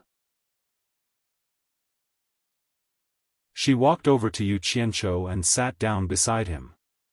She picked up the wine pot from the ground and smiled. "Let me pour some wine for you, sir." Feeling the pressure on his arm, Yu Qianqiu narrowed his eyes and looked at the 2 lumps of white meat that had been squeezed out of shape. He didn't say anything and just silently drank and ate the meat. In just a short while, he had finished the roasted pheasant. Seeing that there was no reaction, Hong Sanyang felt that it was a pity. If only she could hook up with Bai Changchun's disciple, she wouldn't have to live in fear in the demon region for the rest of her life. While she was in a daze, she suddenly saw an oily hand grabbing towards her full breasts. Just as she was about to be overjoyed, the other party only grabbed and pinched her breasts. He casually rubbed the oil on his hand before retracting his hand. Her white and tender breasts were immediately covered in oil. Hong Sanyang was stunned for a moment before her face turned red. This person was too bad, using my breasts to wipe the oil on his hands. She looked at the people digging for spirit stones like a thief. Seeing that everyone was busy digging for spirit stones and no one had seen her, she stood up and hurried out. Yu Qianqiu smiled and put away the wine utensils in front of him. He tore 2 pieces of cloth from the corner of his robe and stuffed them in his ears. Immediately, the sound of the clanking became much quieter. Using his arms as a pillow, he lay down and started humming an authentic Peking opera tune. I stood on the city gate tower and looked at the mountain scenery. My ears heard the chaos outside the city, flags fluttering in the wind. He gradually fell asleep. He didn't know how long he slept for. Suddenly, he was pushed awake. When he opened his eyes, he saw that it was Xiao Wanqing who had pushed him. Everyone was surrounding him, looking anxious. He quickly got up and asked, "What's wrong? Why are you speaking so softly?" When he came back to his senses, he realized that his ears were blocked. He tore off the cloth and glanced at Hong Sanyang's white breasts, asking, "What's wrong?" Hong Sanyang frowned and said, "I don't know who it is, but they've surrounded the entire mountain." Yu Qianqiu looked at her coldly. "You've lived here for so long and you don't even know who has surrounded you. You're more likely to lie to a ghost.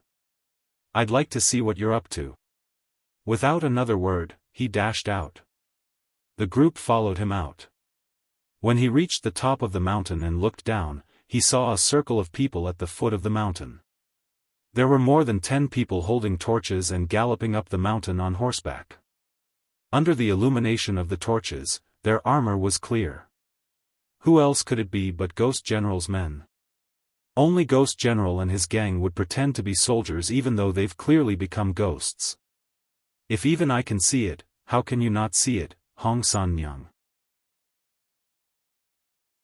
Yu Qianqiu pondered for a moment and understood what was going on. Hong Sanyang was probably trying to make use of him. She heard that he was acquainted with Ghost General, so she used him to solve the problem. What if what he said was false? What if, in the future, she also used the fact that he was Bai Changchun's disciple? Who knew what Bai Changchun would do if he found out that someone was pretending to be his disciple? This woman was a little too smart. Humph. Yu Qianzhou snorted coldly. His killing intent rose, and he turned around abruptly, staring coldly at Hong Sanyang. He hated people who schemed against him the most. When there was no other way, he would tolerate it. But when there was a way, he would not tolerate it for even a moment. Hong Sanyang's thoughts were seen through, and she shifted her steps slightly unnaturally. Even Ho Dequan and Huang Erwei could see what was going on. You're tuning in to the Xiaofan's Wuxia Tales YouTube channel. Don't forget to subscribe and join us on this journey to catch the most captivating stories.